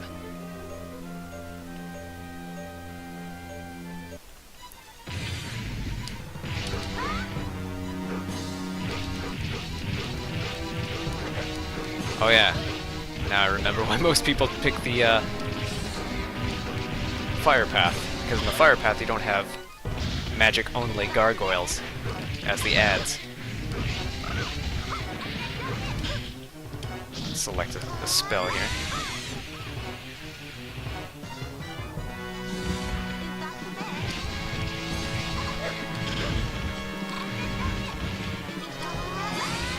There. Have some more of that.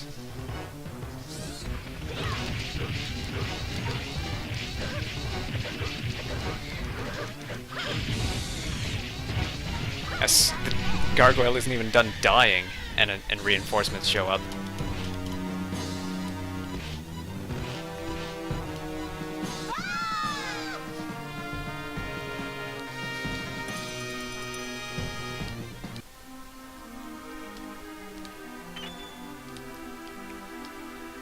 Something about baby owlbears. I don't remember seeing this shopkeeper that often. I guess there's different shopkeepers for the fire and ice paths. Or maybe I'm just remembering it wrong. The next boss should be Tel'aran, but again, you want as much space as you can get.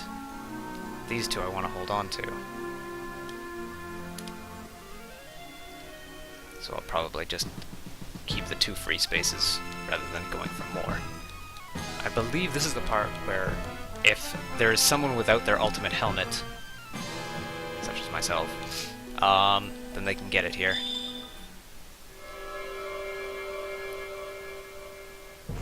I know thieves can steal the elf's basic helmet from any dark elf. The circlet. The ultimate helmet, I think, has to be gotten here, though. It has to be gotten in this stage.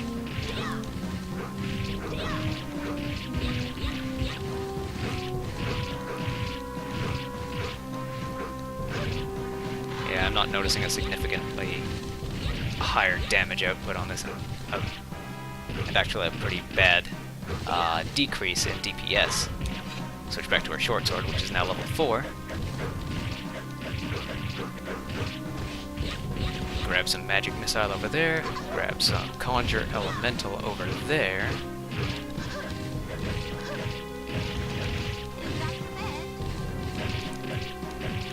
Magic level 6 is nothing for the elf. Her magic only goes up to level 5, which is conjure elemental. It is sufficient, though. Deadfall. And... nothing. Silver arrows. Large burning oil.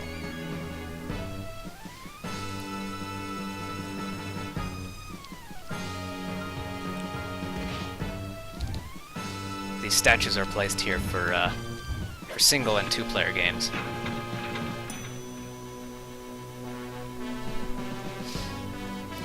Here you get 2 statues, and some clever players have figured out that you can get an enemy to stand on this 3rd panel while you stand on the 4th to get that door to open. It's very tricky though. Let's see, this is the big treasure room, right? Yeah, this is where the cleric would find his Morning Star. I think most sword users would find a bastard sword. The mage... let's see, the mage finds a staff of some sort. It's not his ultimate staff.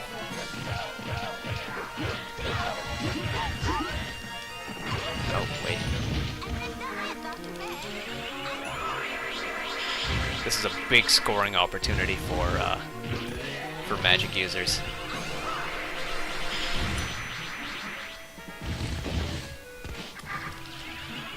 Just because these keep showing up on a timer, and as long as that timer isn't over, they'll keep showing up.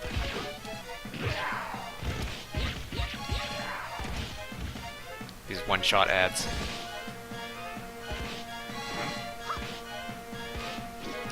New sword for the thief. There you go. Switch to it. So there's something that's a bit confusing. It seems like they had... it says BS1 in her item window over there. I'm wondering what they had planned in terms of a Bastard Sword 2. Or if the Bastard Sword changes. Like maybe they wanted to have items that you find, weapons that you find level up as well. But they just didn't have the time or inclination to implement it when the time came. Stand on the top half of a button. There you go.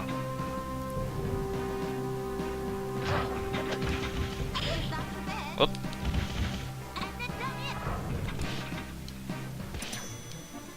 I like to stand in front of this. 'Cause they'll try and stand in front of you, and they'll get smushed by it.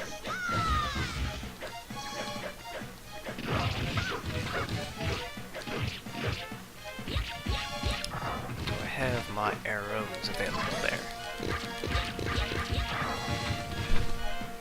Level 6.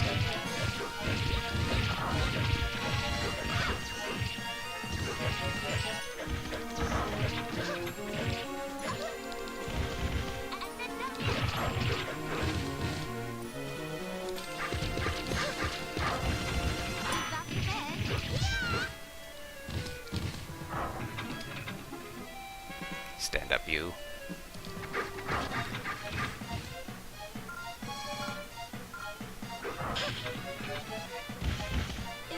That's about all there is for this room. And on the right side,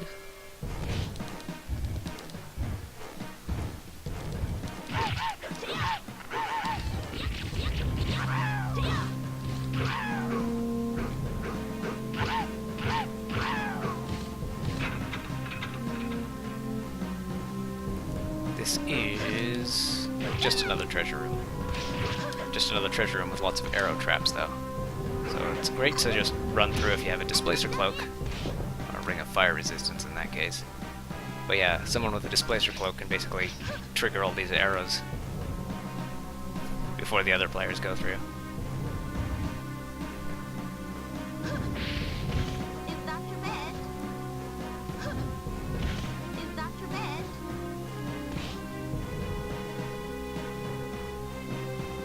These buttons only have one trigger. This should be the hat room, I think. Yeah, I believe this is the hat room. It's also the bracelet room, or the earring room if you haven't gotten those items by this point.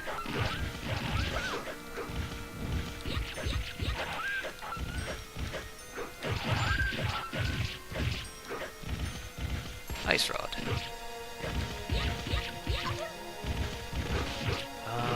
Now, which do I want more? I think I'll take the lightning. This would be a bracelet. For the Thieves' melee damage. Thieves' healing potion.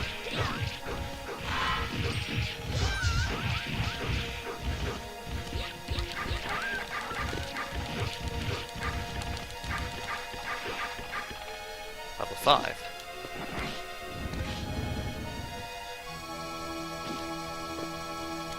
Let's see. I'm out of Ice Storm. Let's not use Conjure Elemental. Let's use this bottle. Oh no, wait. This is a hat room. Yeah. I don't have to worry about it yet.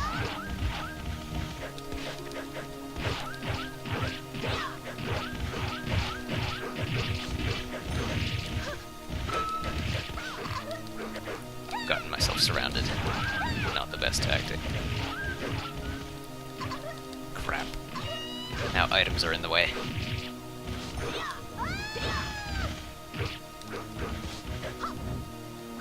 And I seem to have been stuck with the ice rod that I don't want.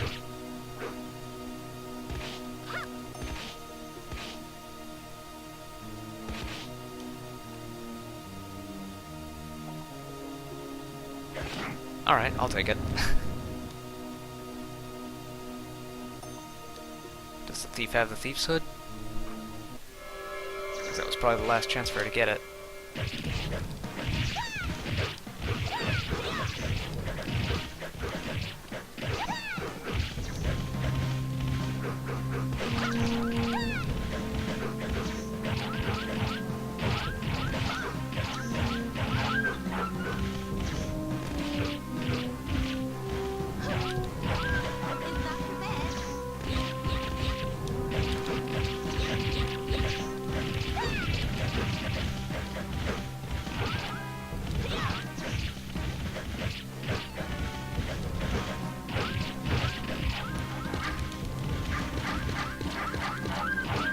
Kind of strange that the goblins are too short for arrows to hit, but the hellhounds, which seem to be even shorter, are hit by the arrows without any problems. I think normally I would have 9 oils for this fight, but I forgot to get them. I do have magic though, so that should help.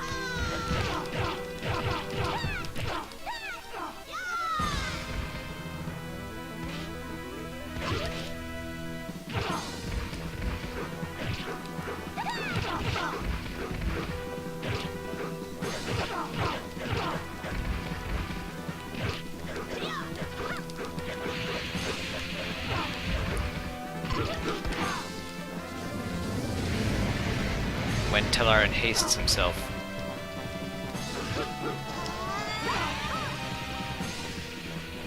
He can't be comboed anymore, he just pretty much falls down.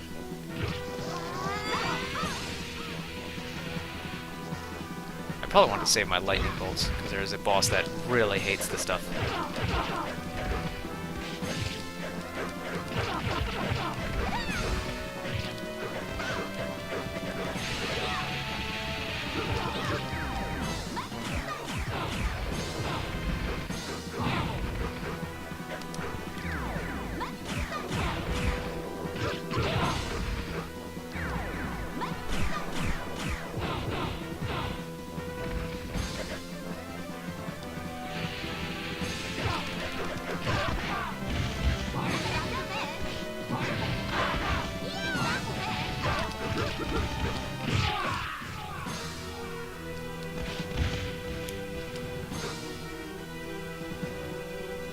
Not bad. Hitting Telerin while hasted is not an easy feat. Alright, I need a magic sword to fight these gargoyles, but I need a non-fire weapon to fight the hellhounds. So, Thief take on the hellhounds, I'll take on the gargoyles.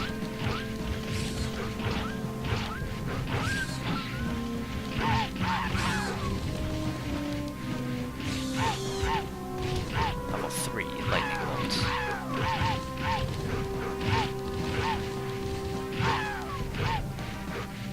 a little surprised that, considering the changes that Iron Galaxy and the people behind GGPO, like the people that ported this game,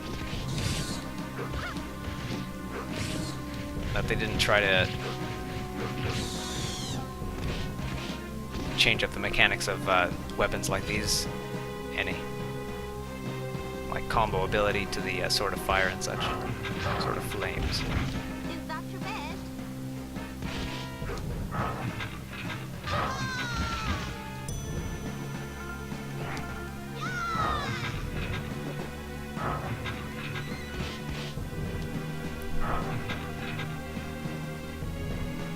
I think there's a sort of lightning in here, Is that your bed? but you'll basically have to spend... Like, sometimes one of these flame jets is fake, and you can just walk through it. I don't know how to determine whether one of them is fake or not. What I usually do is just get hit, then in the invincibility, slide through it, and just open it like that. Or just throw it out of the, throw it out of the cage if I can get above it. Is that your bed? Actually, wait, what the thief can do. The thief can do her back jump through the, or double jump even. Alright. Is that your bed? So, if you have room, grab it. If you don't, then I will.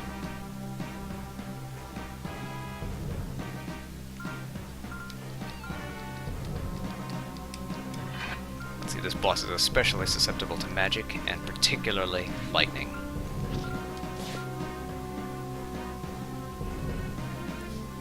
If you hit him with melee attacks, he can engulf allies, and if you attack him when he's engulfing someone, then the ally will take damage. So you want to hit him with magic as much as possible.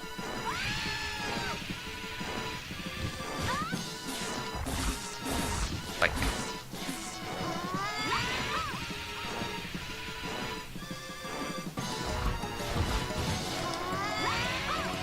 So he takes a, like, he flinches there, and then flinches again. It's really weird. It's like... Damn it.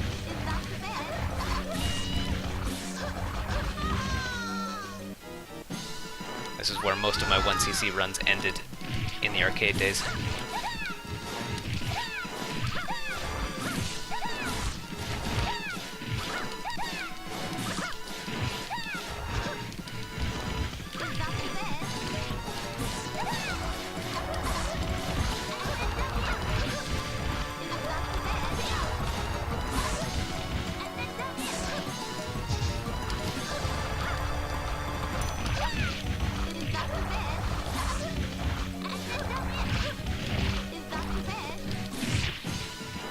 There you go.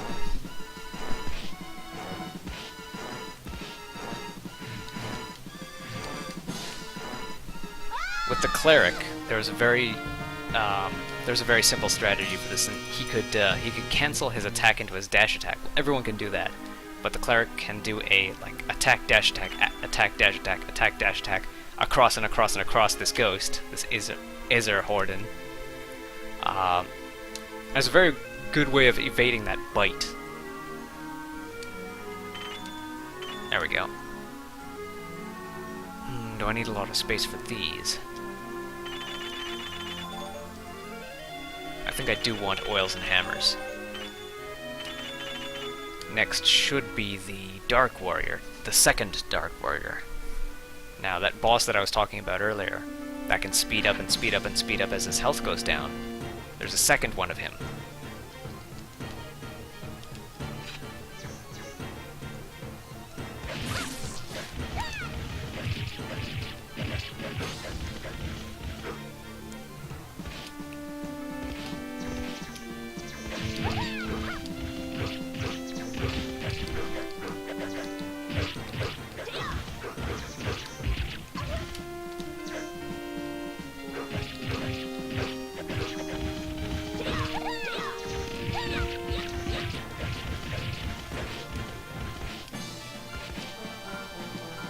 I guess I could take the Stormblade. There. Oh, I dropped my Sword of Fire. That is not cool.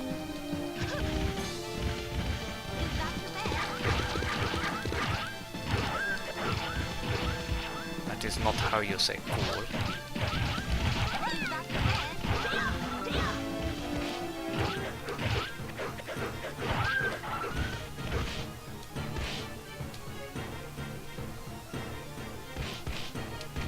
I think we've timed this out. Nope, there's still more.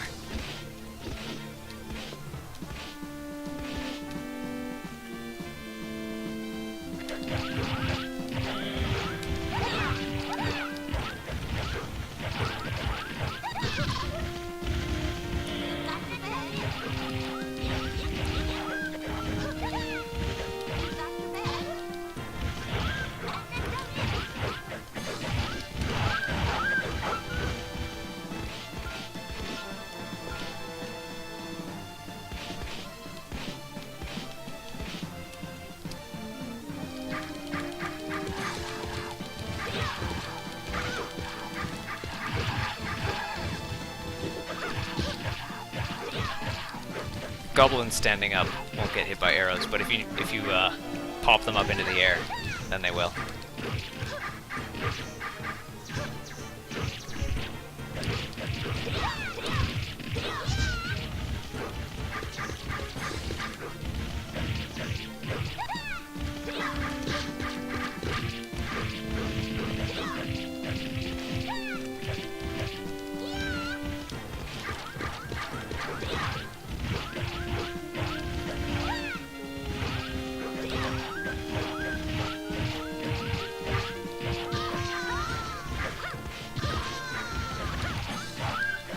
That was unusual. Oh, yeah, we've timed this out.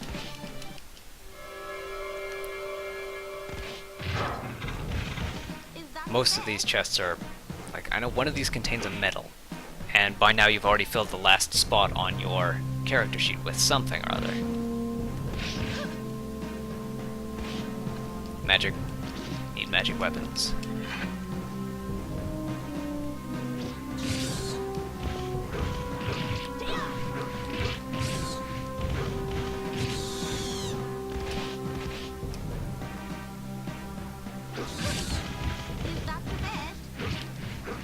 At this point, a lot of players, like, if you don't specifically need the stuff in this room, they'll just run through. Like, not bother with anything, just go straight for the end door.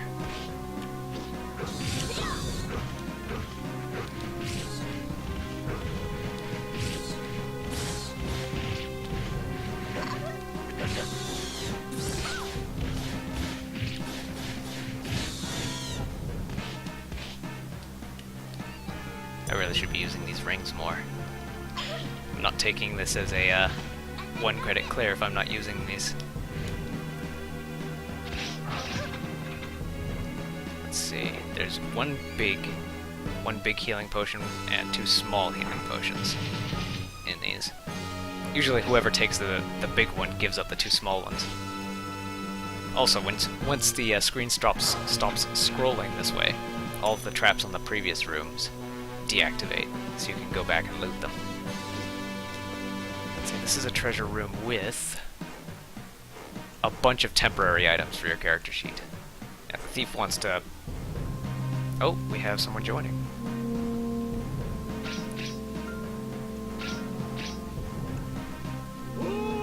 Yeah, if the thief wants to, or if the mage wants to teleport through and grab this, then I'll give them the time to do it.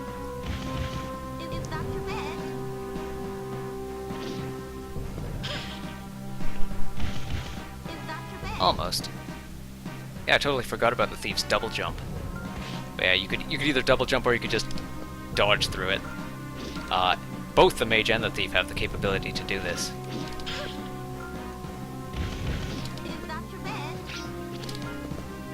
Just by double tapping the jump button. Oh boy. Suppose I could just slide through. Oh no, except it's locked. So a thief has to do it. Oh wait, it might not be. I'll try it.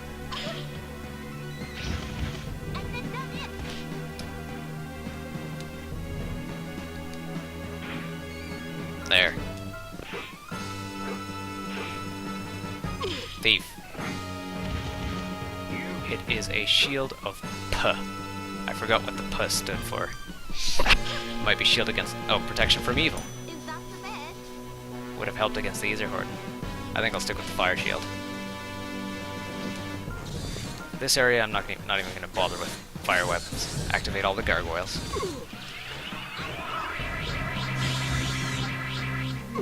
Use that to take care of them. Mage gets a set of earrings.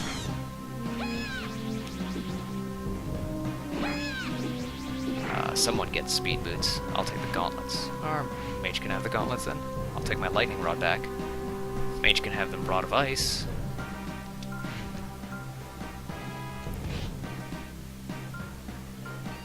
No? Oh, away we go then. On to the second... oh, no wait. There's still more loot to be had.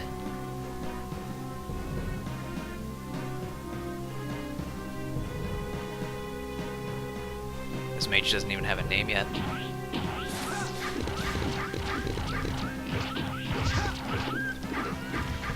A bunch of fire treasures if you like.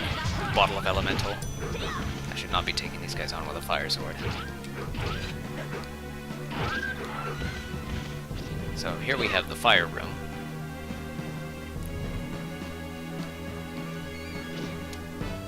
I have most of the loot that I want.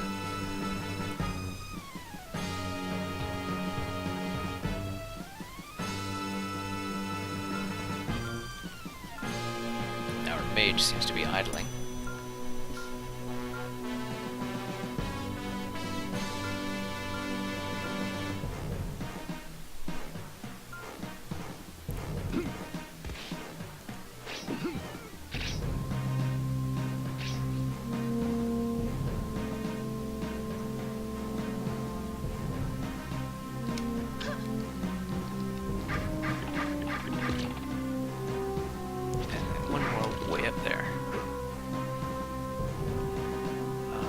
Summoning. This I tend to refer to, like, as opposed to the fire room, this would be the wind room. Is that your bed? I'm actually pretty happy with what I've got. What is this? This is the Djinn Summoner, isn't it? I would have to give up one of these. You know what? I'll give up my Sword of Fire. I said I would give up my Sword of Fire. There.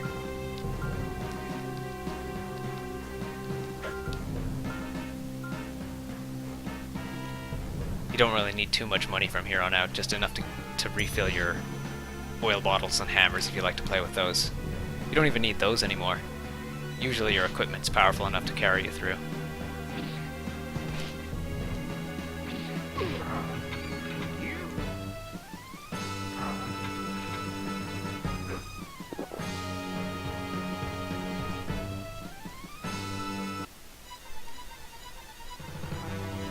Arena Revisited.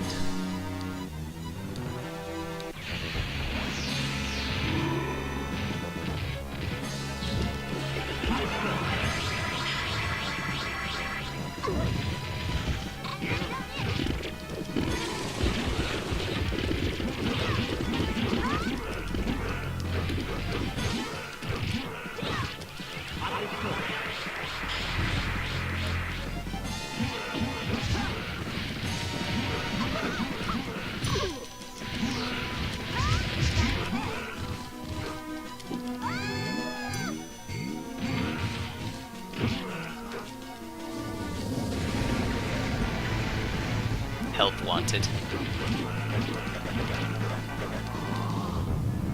Fireball against this thing? And again, I did just use a fire elemental against it.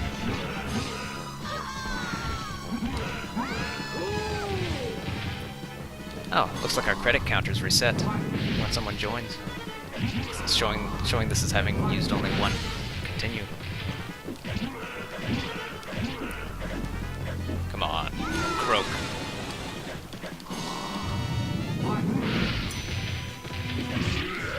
There we go.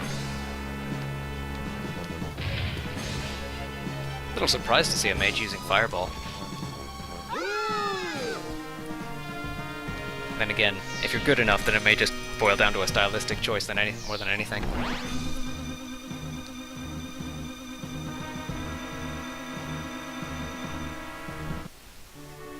It's Frank K. Castle, apparently, that has joined us. The Punisher.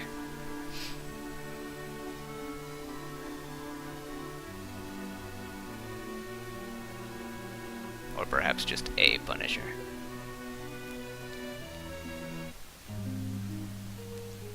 Do I need a healing potion? I do not. Nobody needs a healing potion, actually, since we all just continued, more or less.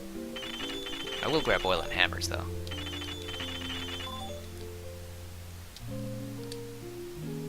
No one has so much as even scratched that sin.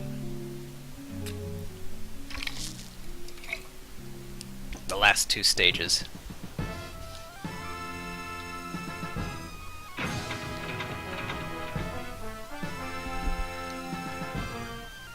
Where the story is just like, bah! Just have the final battles. Just have battles. That's all you want now. Test out that strength that you've been building up all this time. All you really need to do is land one good combo of Nagpa. Some people like to take out the monsters that he summons. Well, not even summons, that he illusionizes.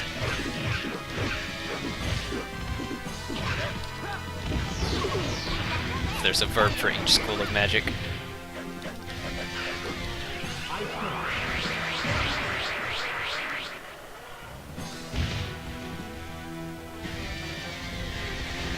Strangely, the illusion monsters will drop prizes if they're killed.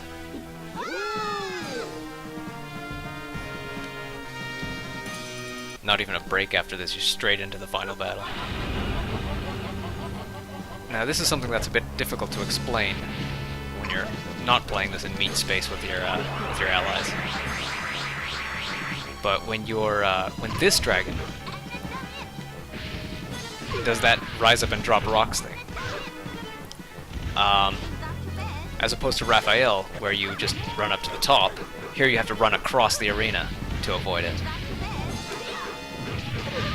Alternatively, if there's a magic user, you could just cast a spell.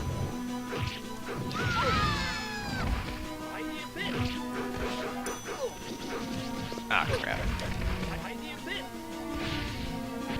It's very easy to panic, like, both in the arcade and in meat space, or in the arcade and in online. To panic and continue. And choose the wrong character. Or even, like, choose the alternate color, which I think counts as an alternate. Counts as a separate character for the purpose of renaming and rescoring and stuff. That was bad timing on my part.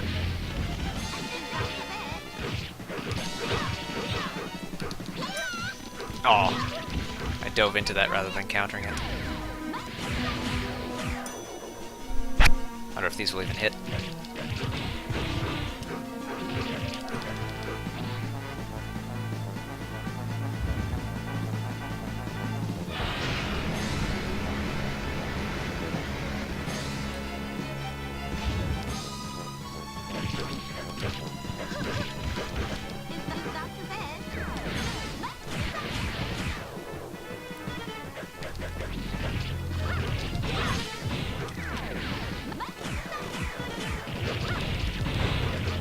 How many magical missiles do I even have? Oh, that's all of them. I jinxed it by asking.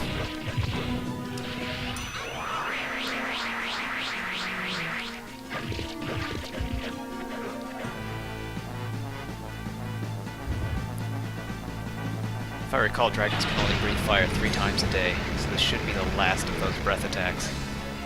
It's kind of nice in video games, when they try not to make things too annoying for you.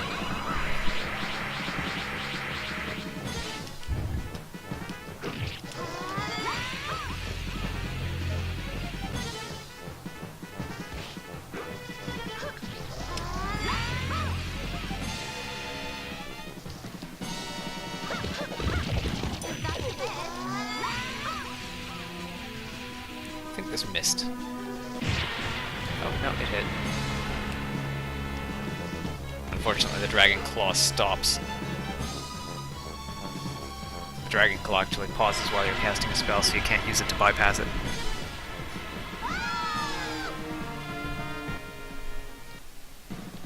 that's the D&D arcade game on normal difficulty. How many continues was it?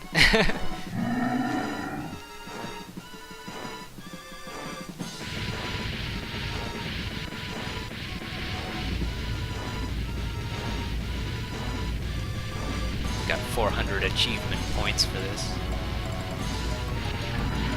For all the good that does. I think they unlock, like, concept art and... oh, and the house rules. Basically cheats. You can play the game so that every time you hit someone you restore HP or that they drop tons of money. Just basically like pre-coded Game Genie codes. I like using elimination mode, because that's the way I used to play it in the arcade. 1 credit per day, since I would just go to the arcade straight after school. I didn't make an allowance either, so I really had to scrape for the quarters I was spending. So spending 1 quarter a day, or 2 quarters, well, when the prices started going up.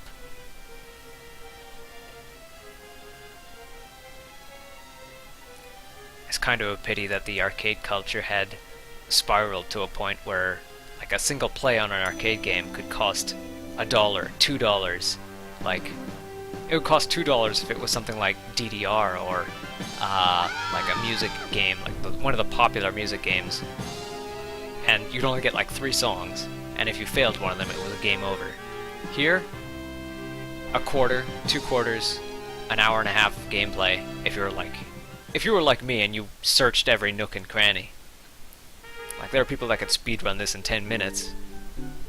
But well, in my case, I wanted to spend as much time as in the arcade on as few quarters as possible.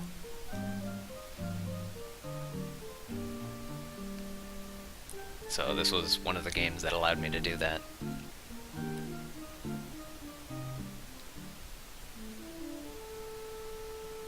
And I think that just leads us right back to the lobby. So we have run way over time, but that's Dungeons and Dragons: Shadow over Mystara. It's on sale on the Wii U eShop at the time of this live stream. I would highly recommend it to anyone who likes video games, anyone who likes arcade games. Even if you don't like arcade games, there might be someone in your house that does and would appreciate having this game available to them. Thanks for joining me, and I'll see you next week.